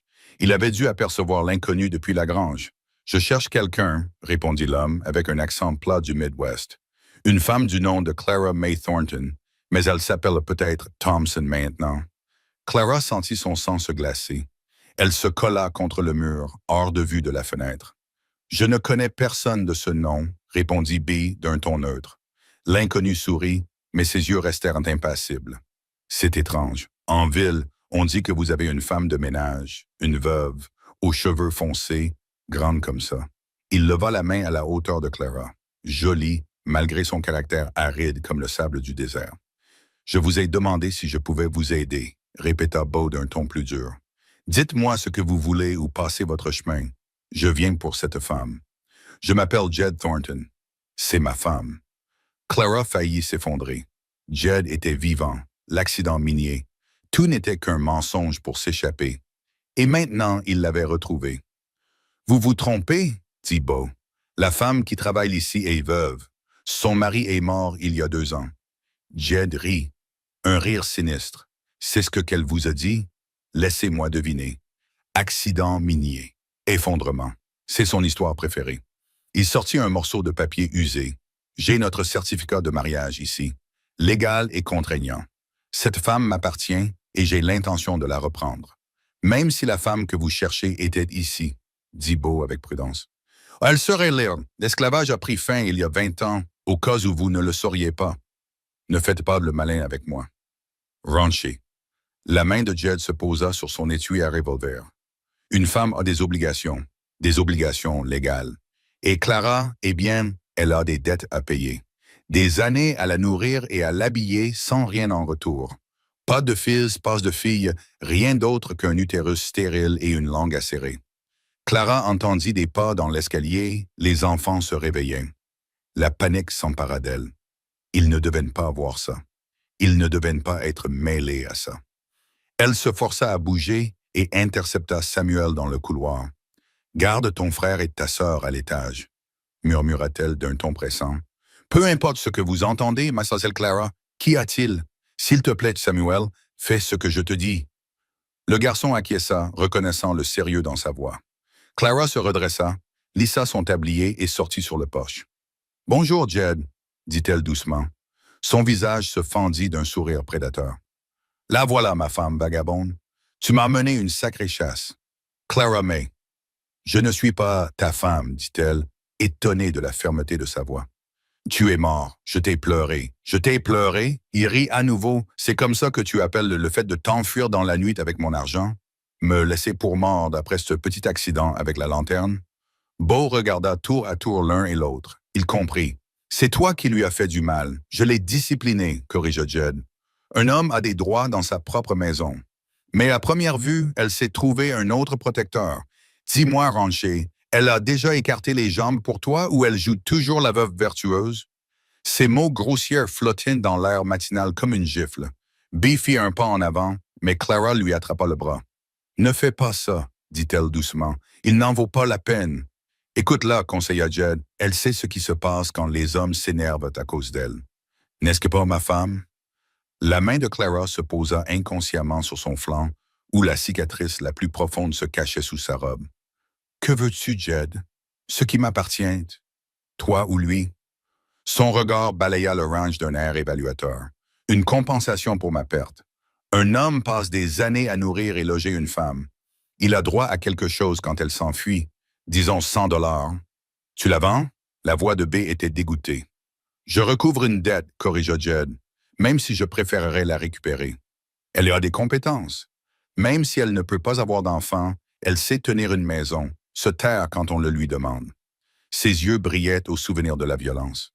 Il fallait parfois le lui rappeler, mais elle l'avait appris. « Je vais vous donner votre argent, » dit Clara rapidement. « J'ai économisé mon salaire. »« Vous ne ferez rien de tel, » l'interrompit Beau. « Cet homme n'a aucun droit sur vous. »« Épouse légitime, » dit Jed en agitant à nouveau le certificat, « à moins que vous n'ayez la preuve du contraire. » Clara se sentit piégée. Le soleil matinal était soudain trop brillant, l'air trop rare. Toutes ces fuites, toute la construction minutieuse d'une nouvelle vie, réduite à néant par un bout de papier et un homme qui aurait dû être mort. « Donnez-nous 1 heure, » dit soudain Beau, pour discuter de cela. Jed réfléchit. « 1 heure, puis je veux ma femme ou mon argent. Essayez quoi que ce soit de bizarre et j'appellerai le shérif. » L'enlèvement est une accusation grave, surtout quand des enfants sont impliqués. Son regard se posa de manière significative sur la maison. Joli endroit. Ce serait dommage que tout cela se complique avec des problèmes juridiques. La menace était claire. Clara se sentit mal. 1 heure. Beau accepta. Jed remonta sur son cheval. Je serai en ville, au saloon. Ne m'obligez pas à revenir ici. Après son départ, Clara s'effondra sur les marches du porche, tremblante. B s'agenouilla à côté d'elle. « Clara, parle-moi. Est-ce vraiment ton mari? »« C'était, » murmura-t-elle. « Je pensais que j'espérais qu'il était mort. Le puits de mine s'est effondré avec lui à l'intérieur. Je n'en suis pas responsable, quoi qu'il en dise. Mais je n'ai pas essayé d'appeler à l'aide non plus. Je me suis enfui parce qu'il te battait. Ce n'était pas une question. » Clara acquiesça, incapable de le regarder dans les yeux. « Pendant 5 ans, ça a empiré après que le médecin m'ait dit que je ne pouvais pas avoir d'enfant, qu'il m'avait piégé avec un utérus stérile, que je lui devais des fils, et comme je ne pouvais pas lui en donner, elle s'interrompit. « Alors, tu t'es enfui. J'ai pris de l'argent, » admit-elle, dans son coffre-fort. « Assez pour m'enfuir. Je suppose que cela fait de moi une voleuse en plus d'une femme en fuite. » Beau resta silencieux pendant un long moment. Puis il se leva et l'aida à se relever. « Va à l'intérieur. Prépare les enfants pour aller en ville. Beau, nous allons mettre fin à tout cela aujourd'hui. » Son visage était empreint de détermination. « Prends tes affaires aussi. Toutes. Tu me renvoies. » Les mots sortirent faiblement et entrecoupés. Il prit son visage entre ses mains. « Je t'emmène en ville pour que tu m'épouses aujourd'hui, avant que ce salaud ne puisse s'en mêler. » Les yeux de Clara s'écarquillèrent. « Mais c'est mon mari légal. Tu as dit que la mine s'était effondrée il y a 2 ans et qu'il n'était jamais venu me chercher jusqu'à présent. » Le sourire de Beau était sinistre. Dans le Colorado, l'abandon pendant plus d'1 an dissout un mariage. Le juge Carter l'a expliqué à la veuve Martinez l'année dernière, lorsque son bon à rien de mari s'est réveillé après 3 ans. Si Jed t'a abandonné pendant 2 ans, tu es libre de te remarier. L'espoir fleurit dans le cœur de Clara, fragile comme une fleur printanière. Mais il va se battre, il va créer des problèmes. Qu'il essaye. Les mains de B étaient fermes sur son visage. « Je t'ai demandé de m'épouser hier soir. » Clara May Thompson. « Je te le demande à nouveau. Veux-tu m'épouser? » Elle pensa aux yeux cruels de Jed, à la façon dont il la considérait comme sa propriété. Puis elle regarda Beau, si stable et si fort, qui ne lui avait jamais levé la main, qui demandait plutôt qu'il n'exigeait, qui offrait sa protection non pas comme une cage, mais comme un cadeau.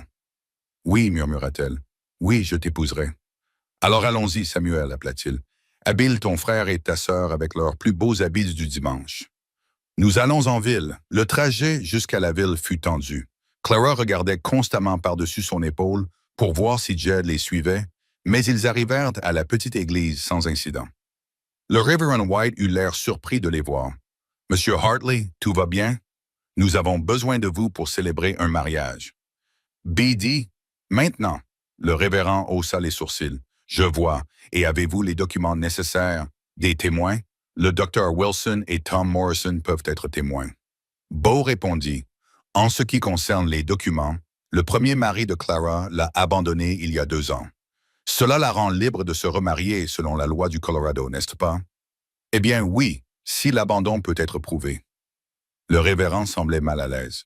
Monsieur Hartley, je pense devoir mentionner que ma femme a exprimé certaines inquiétudes quant au caractère approprié de votre arrangement actuel. C'est pourquoi nous sommes ici pour le rendre approprié, dit Bay fermement. Allez-vous nous marier ou non? Le révérend hésita, puis acquiesça. Je vais chercher mon livre. Pendant son absence, Clara essaya de lisser sa robe simple. Je ne suis pas habillée pour un mariage. Elle s'inquiétait. Vous êtes parfaite, Beau la rassura. Puis, s'adressant aux enfants, que pensez-vous du fait que Mademoiselle Clara devienne votre nouvelle maman? Vraiment? Le visage de Lucie s'illumina. Pour toujours et à jamais. Si vous m'acceptez, dit Clara doucement. Thomas jeta ses bras autour de ses jambes. Maman Clara, même Samuel sourit. Il était temps, dit-il avec la sagesse d'un enfant de 9 ans. La cérémonie fut rapide et simple. Doc Wilson et Tom Morrison servirent de témoins, tous deux l'air satisfaits malgré les circonstances. Clara entendait à peine les mots, trop consciente de la main chaude de Bose qui tenait la sienne, des enfants blottis contre elle, du nouveau nom qu'elle allait porter. Hartley, Clara Hartley. Cela sonnait comme une appartenance. Je vous déclare maintenant mari et femme, conclut le révérend White. Vous pouvez embrasser la mariée. Ce baiser était différent de celui de la nuit dernière. Bref, convenable, mais avec la promesse d'autres à venir. Quand ils se séparèrent, Clara était Madame Beau Hartley et Jed Thornton n'avait plus aucun droit sur elle. Ils quittaient l'église lorsque Jed apparut, le visage sombre de colère. « Qu'est-ce que cela signifie? » demanda-t-il. « Vous pensez qu'une cérémonie rapide change quelque chose? » En fait, oui. Doc Wilson prit la parole. « Madame Hartley est une femme mariée. Tous les droits que vous pouviez avoir sont désormais dissous. Elle était déjà mariée avec moi. » Vraiment? Le juge Carter était sorti de son bureau, attiré par l'agitation. « Quand avez-vous vu votre femme pour la dernière fois, Monsieur Thornton? Cela ne vous regarde pas. Cela me regarde si vous revendiquez des droits conjugaux. » Le juge l'interrompit. « Quand l'avez-vous vue pour la dernière fois? » Jed serra les mâchoires. « Il y a 2 ans, mais 2 ans, et vous n'avez fait aucun effort pour la retrouver. Aucun contact, aucune aide. Elle s'est enfuie. Cela constitue un abandon au regard de la loi territoriale. » Le juge Carter déclara fermement. « Votre mariage est dissous. Cette femme est libre de se remarier. » Ce qu'elle semble avoir fait. Tout nouveau harcèlement à l'encontre de Madame Hartley entraînera des conséquences juridiques. La main de Jed se tendit vers son arme, mais le shérif était apparu, debout, l'air détendu, mais prêt à intervenir. « Je réfléchirai très attentivement à votre prochaine action. » Le shérif Watson le conseilla longuement. La rue était silencieuse. Puis Jed cracha dans la poussière aux pieds de Clara. « Garde-la alors, » il grogna à l'adresse de Beau. « Barron n'en vaut pas la peine, de toute façon. Mais ce n'est pas fini. On me doit quelque chose pour mes ennuis, dit-il en s'éloignant d'un pas rageur. Et Clara s'affaissa contre B avec soulagement. « C'est fini, murmura-t-elle. C'est vraiment fini. »« Ce n'est que le début, » corrigea-t-il en passant un bras autour de sa taille. « Rentrons à la maison, Madame Hartley. » Le trajet de retour au ranch fut très différent du voyage tendu vers la ville. Les enfants bavardaient avec excitation à l'idée d'avoir désormais une vraie maman. Clara tenait le certificat de mariage comme un talisman, n'arrivant toujours pas à y croire. Alors qu'ils arrivaient au sommet de la colline menant au ranch, Beau se pencha vers elle et lui prit la main. « Tu ne regrettes rien? » demanda-t-il doucement. Clara le regarda. Cet homme bon qui l'avait défendu, qui l'avait revendiqué alors qu'elle n'avait rien d'autre à offrir qu'elle-même, et sourit. « Je n'ai aucun regret, » confirma-t-elle.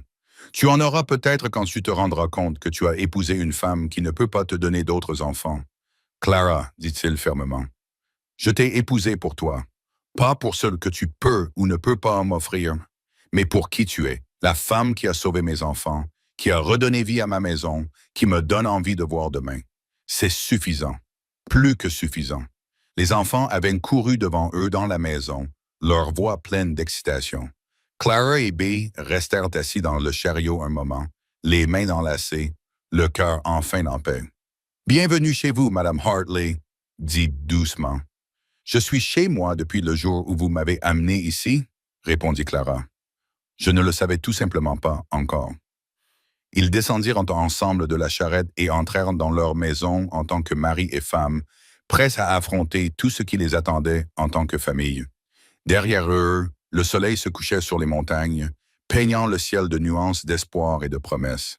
Et quelque part en ville, Jed Thornton se saoulait la mort et faisait des plans qui allaient bientôt tout faire s'écrouler. Mais pour l'instant, à cet instant précis, il n'y avait que de la joie. 3 jours s'étaient écoulés depuis le mariage précipité, et Clara s'habituait encore à être Madame Hartley. Les enfants avaient pris de l'habitude de l'appeler Maman Clara, avec une aisance qui lui remplissait le cœur de bonheur. Même le travail semblait différent maintenant. Étendre le linge sur la corde à linge, elle pouvait voir son alliance briller au soleil, lui rappelant constamment qu'elle avait sa place ici, non seulement parce qu'elle y travaillait, mais ce sentiment s'était brisé un jeudi matin lorsque le shérif Watson était arrivé au ranch, le visage sombre. « Où est-ce Beau ?» demanda-t-il à Clara, qui travaillait dans le jardin avec Lucy. « Dans la grange », répondit Clara, un nœud d'inquiétude se formant dans son estomac. « Quelque chose ne va pas ?» Watson hésita.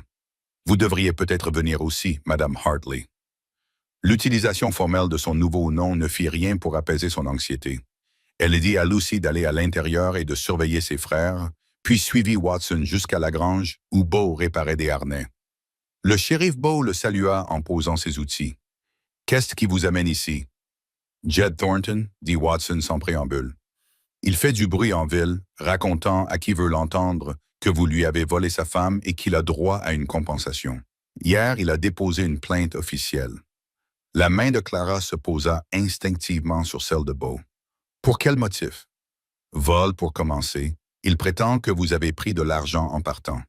Il dit aussi que le mariage n'est pas valide, que vous n'étiez pas officiellement divorcés. » Watson se dandina, mal à l'aise, et il a parlé à certaines dames de la ville, Madame Patterson, Madame White, leur racontant des histoires sur votre mariage, des choses privées qui ne devraient pas être dites en public. Clara sentit son visage s'empourprer. Elle pouvait imaginer ce que Jed avait dit, des choses grossières et humiliantes destinées à la faire honte. Il prétend également que vous avez détourné l'affection de Beau, poursuivit Watson. Il dit que vous avez séduit sa femme en sachant qu'elle était mariée. C'est ridicule, rétorqua Beau. J'ai engagé Clara comme femme de ménage. Je ne connaissais même pas Thornton avant qu'il n'arrive ici. Je vous crois, dit Watson, mais le juge Carter dit que nous devons tenir une audience en bonne et due forme. Régler cela légalement. Elle est prévue samedi à la mairie. Une audience? Clara sentit le sol se dérober sous ses pieds. Comme un procès, c'est plus informel que cela, la rassura Watson. Mais oui, les deux parties présenteront leurs arguments. Vous devrez apporter tous les documents que vous avez concernant l'abandon, des témoins qui peuvent parler de votre personnalité, ce genre de choses. Après le départ du shérif, Clara s'effondra sur une botte de foin, les jambes soudainement faibles. « 2 ans, murmura-t-elle. 2 ans de liberté et il a toujours le pouvoir de tout détruire. » B s'agenouilla devant elle et lui prit les mains. « Il ne le fera pas. Nous ne le laisserons pas faire. Tu ne comprends pas de quoi il est capable. » Clara dit, « Les choses qu'il va dire, Beau, il va raconter à tout le monde notre vie privée. Il fera croire que tout est réglé. Il me fera passer pour... » Elle ne parvint pas à finir. Pourquoi? Une femme qui a fui un mariage brutal, qui a survécu à des années de maltraitance. Il n'y a aucune honte à cela. Clara, la ville ne le verra pas ainsi. Tu sais bien que non. Il pense déjà que je suis une femme intrigante, qui t'a piégé. Cela ne fera que le confirmer. Alors nous leur ferons face ensemble. B dit fermement en tant que mari et femme. Les 2 jours suivants furent consacrés à une préparation effrénée. Le docteur Wilson accepta de témoigner au sujet des blessures de Clara lorsqu'elle était arrivée en ville. Des ecchymoses et des coupures qu'elle avait expliquées comme étant des accidents de voyage. Tom Morrison parlerait de sa personnalité, du fait qu'elle cherchait un travail honnête lorsque Beau l'avait embauchée. Même le révérend White, malgré la désapprobation de sa femme, accepta de témoigner que le mariage avait été célébré correctement. Mais Clara savait que cela ne suffirait pas. Pas quand Jed avait des ragots à répandre et des oreilles impatientes de les entendre. Le samedi se leva, gris et oppressant, avec des nuages d'orage s'amoncelant au-dessus des montagnes. La mairie était bondée. Il semblait que tout Mercy's Bend était venu assister au spectacle. Clara garda la tête haute en entrant avec B. même si elle pouvait entendre les chuchotements les suivre comme de la fumée. Le juge Carter demanda le silence. C'était un homme juste. Clara le savait. Mais même les hommes justes pouvaient être influencés par l'opinion publique. Nous sommes ici pour examiner la plainte déposée par M. Jed Thornton concernant la validité du récent mariage entre Bo Hartley et l'ancienne Clara May Thornton. Monsieur Thornton, vous pouvez présenter votre dossier. Jed se tenait debout, vêtu de ses plus beaux habits, mais réussissant tout de même à avoir l'air peu recommandable. Ses yeux se posèrent sur Clara et brillèrent d'une satisfaction malveillante. Votre honneur, cette femme est mon épouse légitime. Nous nous sommes mariés à Denver il y a 5 ans. Il produisit le certificat de mariage avec emphase. Elle m'a abandonné il y a 2 ans, volant 40 $ de mes économies lorsqu'elle est partie. Pouvez-vous prouver le vol? Demanda le juge Carter. C'est ma parole contre la sienne, admit Jed. Mais le fait est qu'elle est partie sans raison, sans un mot. Une femme n'a pas le droit de quitter son mari comme ça. Avez-vous essayé de la retrouver? J'étais blessé. Votre honneur, un accident minier m'a cloué au lit pendant des mois. Quand je me suis rétabli, la piste était froide. Clara se mordit la langue. L'accident avait été une chute dans un puits peu profond alors qu'il était ivre, et ses blessures ne l'avaient pas empêché de fréquenter les saloons 2 jours plus tard. Et pour quelle raison Madame Did Clara est-elle partie? Demanda le juge. Jed prit un air blessé. Sans aucune raison. Je subvenais à ses besoins. Je lui offrais un toit. C'est vrai que nous avions des problèmes, comme tous les couples. Elle ne pouvait pas me donner d'enfants, ce qui était décevant. Mais je suis resté à ses côtés même quand les gens me disaient que je devrais la quitter pour une vraie femme capable de procréer. Clara serra les poings sur ses genoux. Bo posa sa main sur la sienne, lui rappelant silencieusement qu'elle n'était pas seule. Parfois, elle avait besoin d'être corrigée. Jed continua, s'échauffant sur le sujet. Elle avait la langue bien pendue, aimait se disputer, mais je n'ai jamais fait plus que ce que n'importe quel mari ferait pour maintenir la paix dans son foyer, et elle a remercié ma patience en s'enfuyant, puis en se mettant avec un autre homme alors qu'elle était encore mariée. Il secoua la tête. C'est de l'adultère, purement et simplement. Des murmures parcoururent la foule. Clara vit Mme Patterson hocher la tête avec conviction. Monsieur Hartley. Le juge Carter dit « Votre réponse ». Bo se leva lentement. « Votre honneur, j'ai engagé Mme Thompson, comme elle se faisait appeler, comme femme de ménage. Ma femme était décédée. Mes enfants avaient besoin de soins. Elle m'a dit qu'elle était veuve, et je n'avais aucune raison de douter d'elle. Ce n'est qu'après l'apparition de M. Thornton que j'ai appris la vérité. Pourtant, vous l'avez épousée immédiatement après avoir appris la vérité, intervint Jed. C'est très pratique. Je l'ai épousée, dit Bo d'un ton ferme. Parce qu'à ce moment-là, j'avais appris à connaître son caractère. Une femme qui n'avait jamais élevé la voix contre mes enfants, qui s'était occupée d'eux lorsqu'ils étaient malades, qui travaillait de l'aube au crépuscule sans se plaindre. Si elle a fui M. Thornton, je ne peux que conclure qu'elle avait une bonne raison. Et quelle raison serait-ce? De demanda Jed. Le devoir d'une femme est envers son mari. Pour le meilleur et pour le pire, c'est ce que disent les vœux. Puis-je parler, votre honneur? La voix calme de Clara coupa le bruit. Le juge Carter acquiesça. Elle se leva, les jambes tremblantes, face à la salle bondée. Monsieur Thornton demande quelle raison j'avais de partir. La vérité, c'est ce que je suis parti pour sauver ma vie. Quel mélodrame!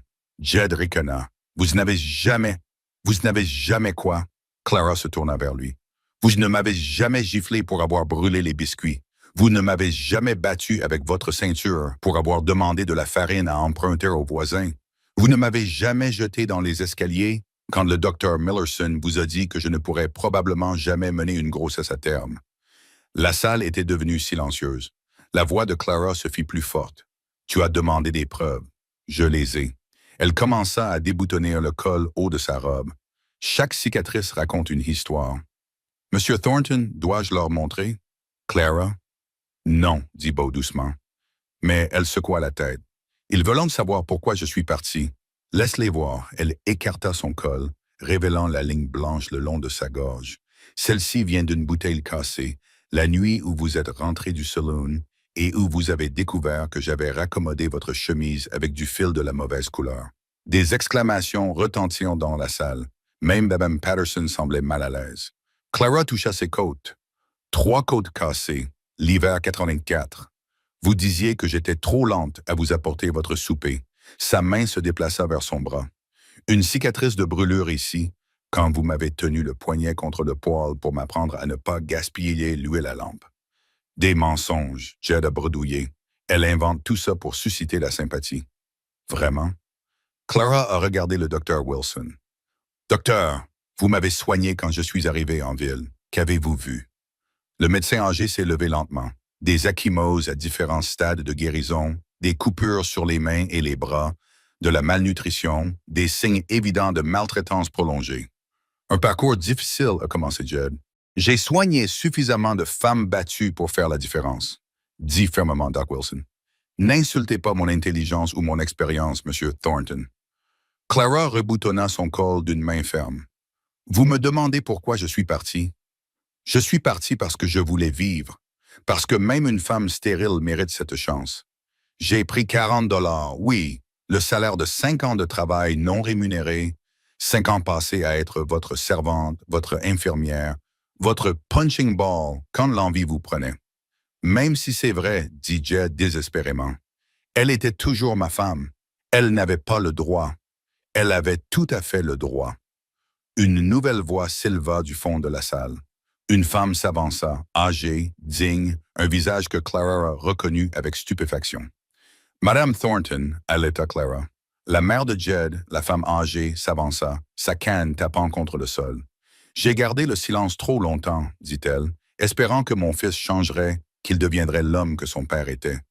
Mais je ne resterai pas les bras croisés pendant qu'il continue à persécuter cette brave femme. Maman, commença Jed. Silence. Sa voix claqua comme un coup de fouet. Votre honneur, je peux témoigner du traitement que mon fils inflige à sa femme. J'ai vu les bleus, entendu les cris. J'ai dit à Clara de supporter cela, que c'était le lot des femmes mariées. Que Dieu me pardonne. J'avais tort. Elle se tourna vers Clara. Je suis venu dès que j'ai appris qu'il vous poursuivait, pour réparer les torts si possible, et pour dire la vérité. Mon fils a abandonné son mariage bien avant que Clara ne le quitte. Il l'a abandonné chaque fois qu'il a levé la main sur elle. Le silence dans la salle était assourdissant. Le visage de Jed était devenu blanc, puis rouge. « Tu prendrais son parti plutôt que celui de ton propre sang, a-t-il grogné. J'ai soupiré avec vérité. Madame Thornton a répondu. Quelque chose qui t'a été étranger pendant la majeure partie de ta vie. Le juge Carter s'est éclairci la gorge. Je crois en avoir assez entendu, Monsieur Thornton. Niez-vous les accusations de violence? Jed a serré les mâchoires. Un homme a des droits dans sa propre maison, dit-il finalement. Si une discipline était nécessaire, cette réponse était suffisante. Le juge dit, la loi du Colorado est claire. L'abandon peut être physique ou constructif. Un comportement abusif qui oblige un conjoint à fuir pour se mettre en sécurité constitue un abandon constructif. De plus, M. Thornton n'a fait aucun effort pour localiser sa femme pendant 2 ans, ce qui confirme également l'abandon effectif. Il regarda Clara avec une sorte de gentillesse. « Madame Hartley, votre mariage avec M. Hartley est valide et contraignant. M. Thornton n'a aucun droit sur vous, légal ou autre. » Il tourna son regard sévère vers Jed. De plus, toute tentative de harcèlement ou de contact avec Mme Hartley sera immédiatement sanctionnée par une arrestation. Est-ce compris? Le visage de Jed était déformé par la rage. « Ce n'est pas fini, dit-il, loin de là. »« Oui, dit le shérif Watson en s'avançant, c'est fini, vous quitterez la ville avant le coucher du soleil, Monsieur Thornton, ou vous passerez la nuit en prison. À vous de choisir. » Pendant un instant, la violence palpita dans l'air. Puis Jed cracha par terre et sortit en trombe, suivi plus lentement par sa mère, et la foule commença à se disperser. Beaucoup avaient l'air honteux. « Madame, dit Madame Patterson en s'arrêtant près de Clara, « je vous dois des excuses, dit-elle d'un ton sec. Je ne savais pas, je n'aurais pas dû juger. » Clara acquiesça, trop épuisée pour répondre, puis des bras puissants l'enlacèrent et elle se retrouva contre la poitrine solide de Bose. « C'est fini, murmura-t-il. Tu es libre. Vraiment libre. Ramène-moi à la maison, murmura-t-elle. S'il te plaît, ramène-moi à la maison. » Le trajet de retour au ranch fut silencieux. Les enfants, qui étaient restés avec l'assistant du pasteur, coururent à leur rencontre. « Tout va bien? » demanda Samuel avec inquiétude. « Ce méchant monsieur est parti? »« Il est parti, lui assura Beau. et il ne reviendra pas. Cette nuit-là, après que les enfants se furent un temps dormis, Clara se tint sous le porche à regarder les étoiles. Beau la rejoignit et enroula une couverture autour de ses épaules. « Tu as été courageuse aujourd'hui, lui dit-il.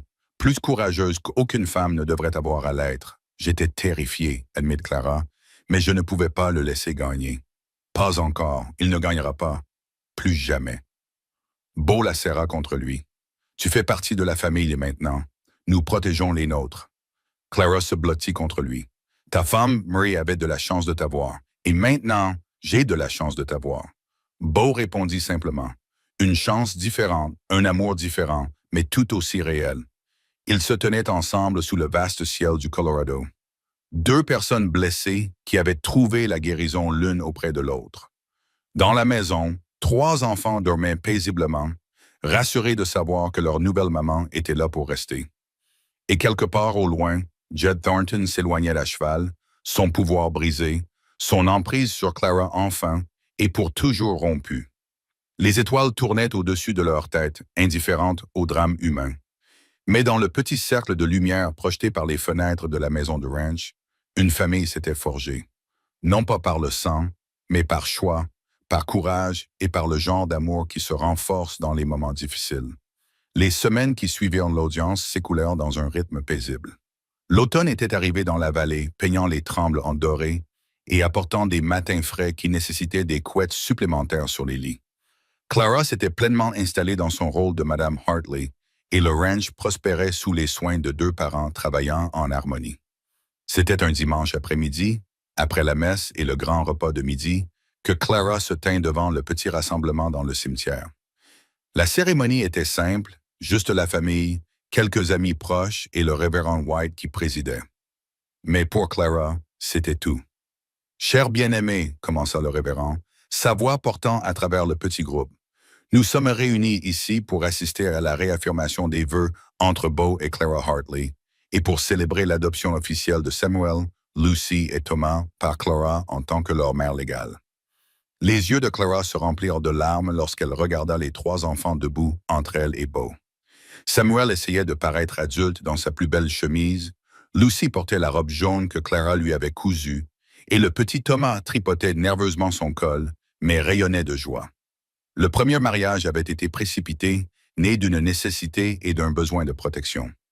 Celui-ci était un choix délibéré, une déclaration devant Dieu et la communauté qu'il formait véritablement une famille.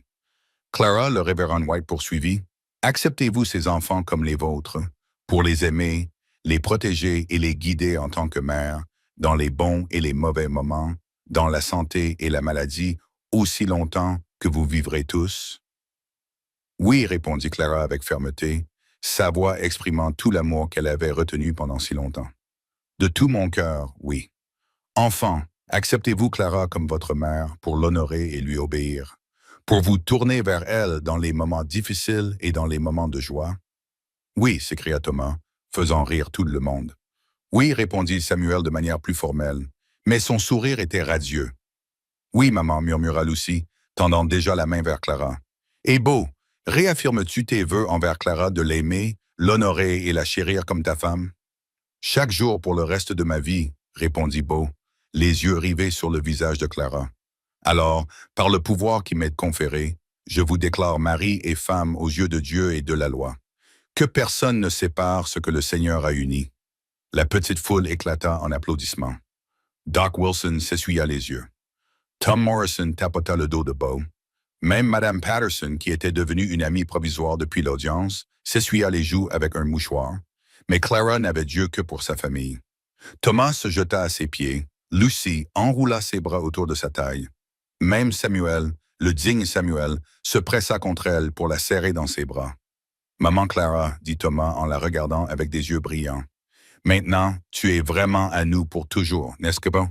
Pour toujours et à jamais. » Clara promit, s'agenouillant pour serrer ses 3 enfants contre elle. Rien ne changera jamais cela. La main de Bose se posa chaleureusement sur son épaule, et Clara leva les yeux vers lui à travers ses larmes de joie. Cet homme qui l'avait sauvée, qui s'était opposé aux conventions et aux ragots pour faire d'elle sa femme, qui lui avait donné la famille qu'elle pensait ne jamais avoir. « Aucun regret ?» demanda-t-il doucement, reprenant la question qu'il avait posée quelques mois auparavant. Un seul, répondit Clara en se levant avec Thomas sur la hanche. Que Mary ne soit pas là pour voir à quel point vous vous en êtes tous bien sortis, à quel point ses enfants sont heureux. Elle le sait, dit Lucy avec la certitude de l'enfance. Elle me l'a dit dans un rêve, elle m'a dit qu'elle t'avait envoyé vers nous. Clara eut la gorge serrée. Vraiment? Oui. Elle a dit que nous avions besoin d'une maman qui savait ce qu'était la tristesse, mais qui avait choisi d'être heureuse malgré tout. C'est toi, n'est-ce pas? Tu étais triste avant, mais maintenant tu es heureuse. Oui, ma chérie. Clara réussit à répondre. Maintenant, je suis plus heureuse que je n'aurais jamais pu l'imaginer. La réception eut lieu au ranch. Rien d'extraordinaire. Juste un gâteau que Clara avait préparé elle-même avec le cidre issu de leurs propres pommes. Les voisins qui avaient autrefois chuchoté leur offraient maintenant leurs sincères félicitations. Les enfants couraient et jouaient avec leurs amis. Leur rire est porté par le vent d'automne. Alors que le soleil commençait à se coucher, peignant les montagnes de violet et d'or, Clara se retrouva seule sur le porche pendant un moment. Elle toucha la simple alliance en or à son doigt, s'émerveillant encore de tout ce qui avait changé en un an. « Tu réfléchis ?» demanda Beau en la rejoignant. « Je me souviens, » répondit Clara. « Ce premier jour où tu m'as trouvé près de l'entrepôt de céréales, j'étais tellement perdu, tellement convaincu que ma vie était finie. Et toi? » Elle se tourna vers lui. « Tu m'as offert une chance, juste un travail. Tu as dit que ce serait juste pour cuisiner et faire le ménage.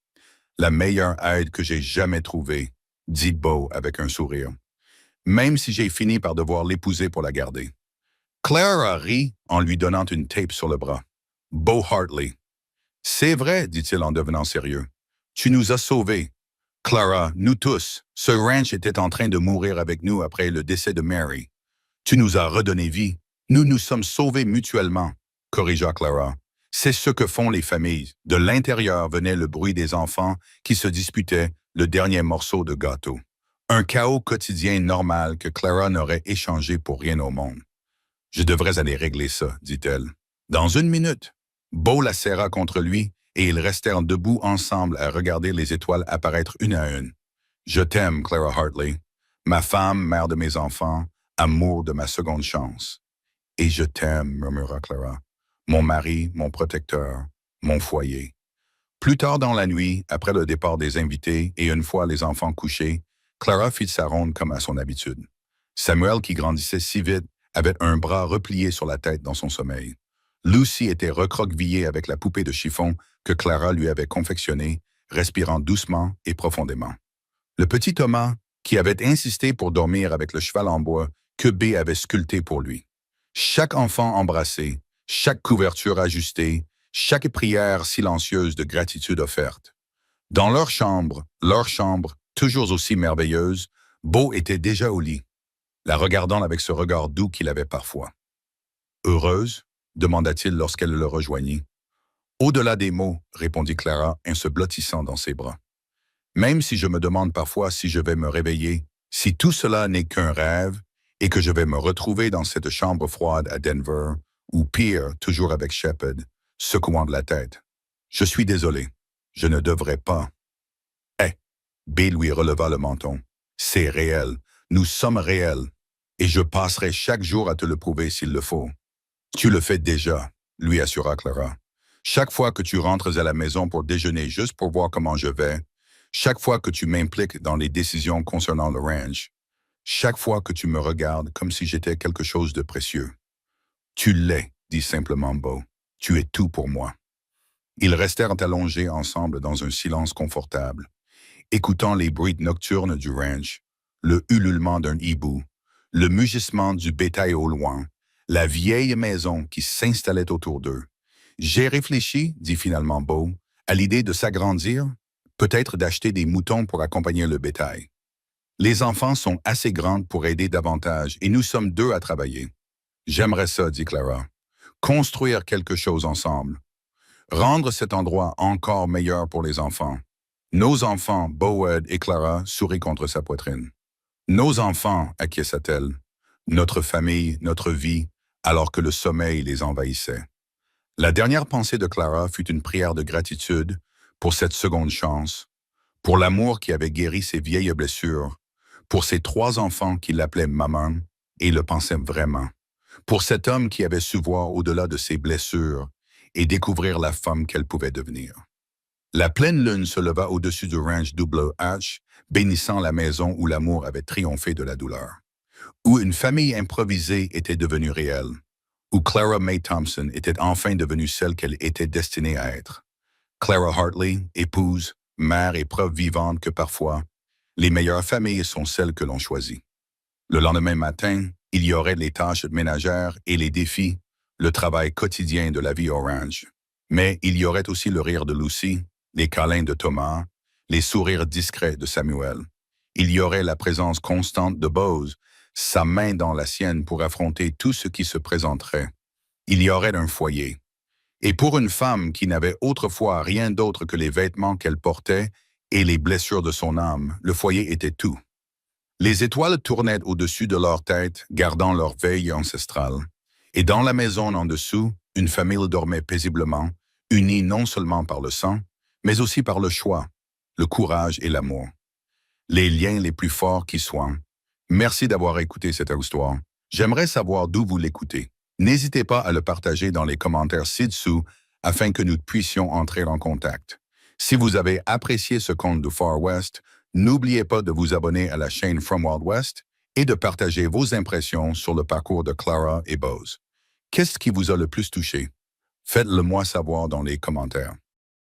Como se fosse. Ah, a Vagi tá chegando. Vagi, qual que é o nome da palavra que vocês usaram pra explicar mais ou menos a situação da Malena em estado Ela agora? tá meio Lavoyer, meio superposição.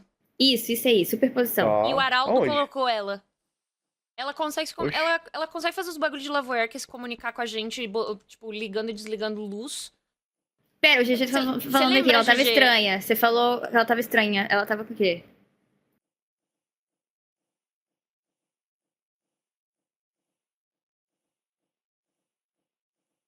Você não tá sentindo... Tá. Mas calma, isso aconteceu quando ela foi pro cavo?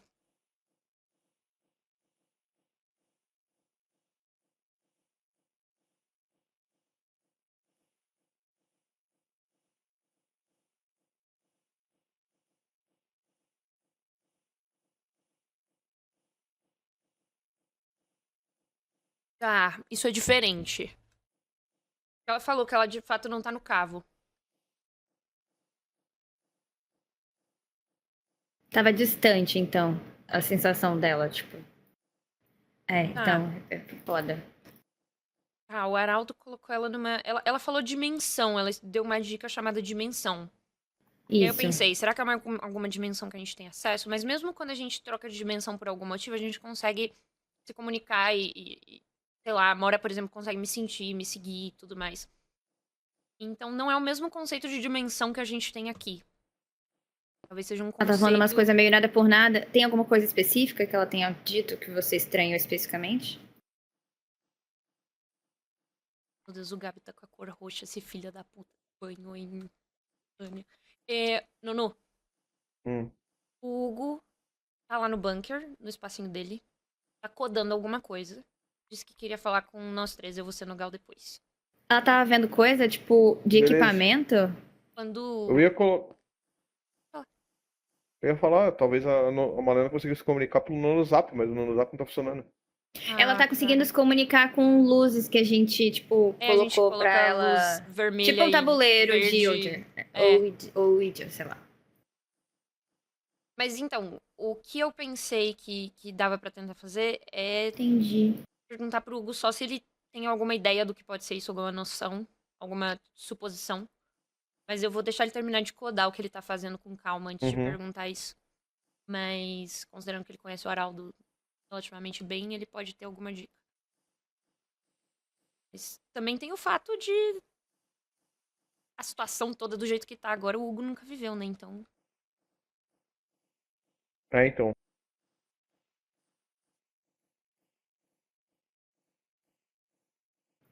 Será que a Malena tá aqui? Entendi. Então, a gente combinou de ir lá no bunker pra, tipo... pra a gente tinha que atualizar vocês. quando A gente tinha que desse. atualizar vocês. Eu ia chamar vocês pra gente ir pra lá. E a gente explicar e se comunicar com ela de alguma forma. Mas, tipo assim, ela precisa de ajuda urgente. A gente tem que achar uma saída pra Malena. Eu não quis atrapalhar o Hugo, porque aparentemente, eu deixei meu telefone tocando ali na chamada e ele ouviu o que eu falei, que eu tava indo lá, e ele falou, não vem ainda, não tô pronto. Então, eu não vou encher o saco dele, porque ele falou que ele tava programando alguma coisa. Mas... Assim. É porque eu entrei no espacinho dele no bunker mais cedo e ele tava lá. E aí ele falou, não, olha aí, ainda não terminei.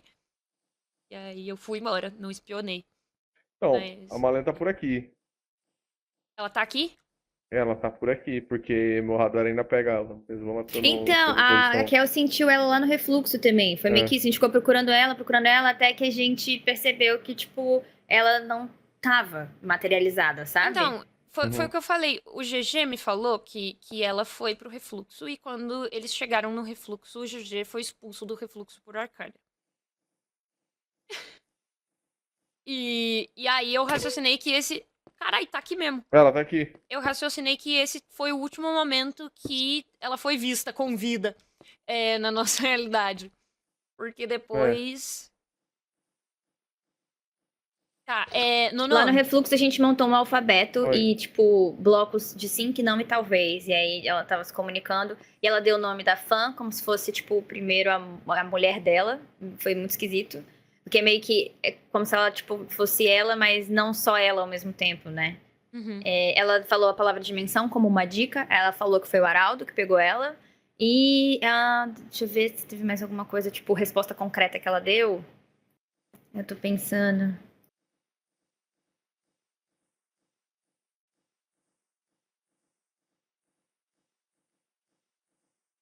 Pensei exatamente A isso. gente perguntou Perguntei, do cavo. não tá Ela no falou que cavo. não é. Uh-uh. O que eu pensei foi que talvez pudesse ser uma ligação dela com outras realidades, entende? Tipo, e aí as respostas delas são diferentes e confusas. Teve, Tipo, essa coisa dela falar da fã, sabe? Teve uma resposta bem confusa que eu perguntei se... como é que era a pergunta, Yas? Se ela... Essa versão dela era a versão da Malena que a gente conhecia. E ela respondeu mais ou menos. Isso. Mais pra sim do que pra não. E aí a gente perguntou se né, tinham mais Malenas ali junto. E ela também falou mais ou menos. Foi uma coisa assim mesmo. Parece que é como se, tipo, tivesse ela ali. Tipo, ela tem a consciência dela, mas não é só a consciência dela, sabe? Pode ter outras coisas que interfiram também. Tanto que essas respostas foram diferentes. Tá, e vocês querem ir lá pro bunker? Eu acho que vamos pra lá. Podemos. É porque o pessoal ia montar um espaço, acho que pra gente poder pegar dicas com ela. E a gente pensou em falar com a Clara Santos também. Ela comentou que talvez exista uma possibilidade da Clara Santos ajudar, a gente não sabe, não tem certeza. A gente tinha que talvez falar com a Mônica pra ela liberar o portal. Enfim, eu não sei.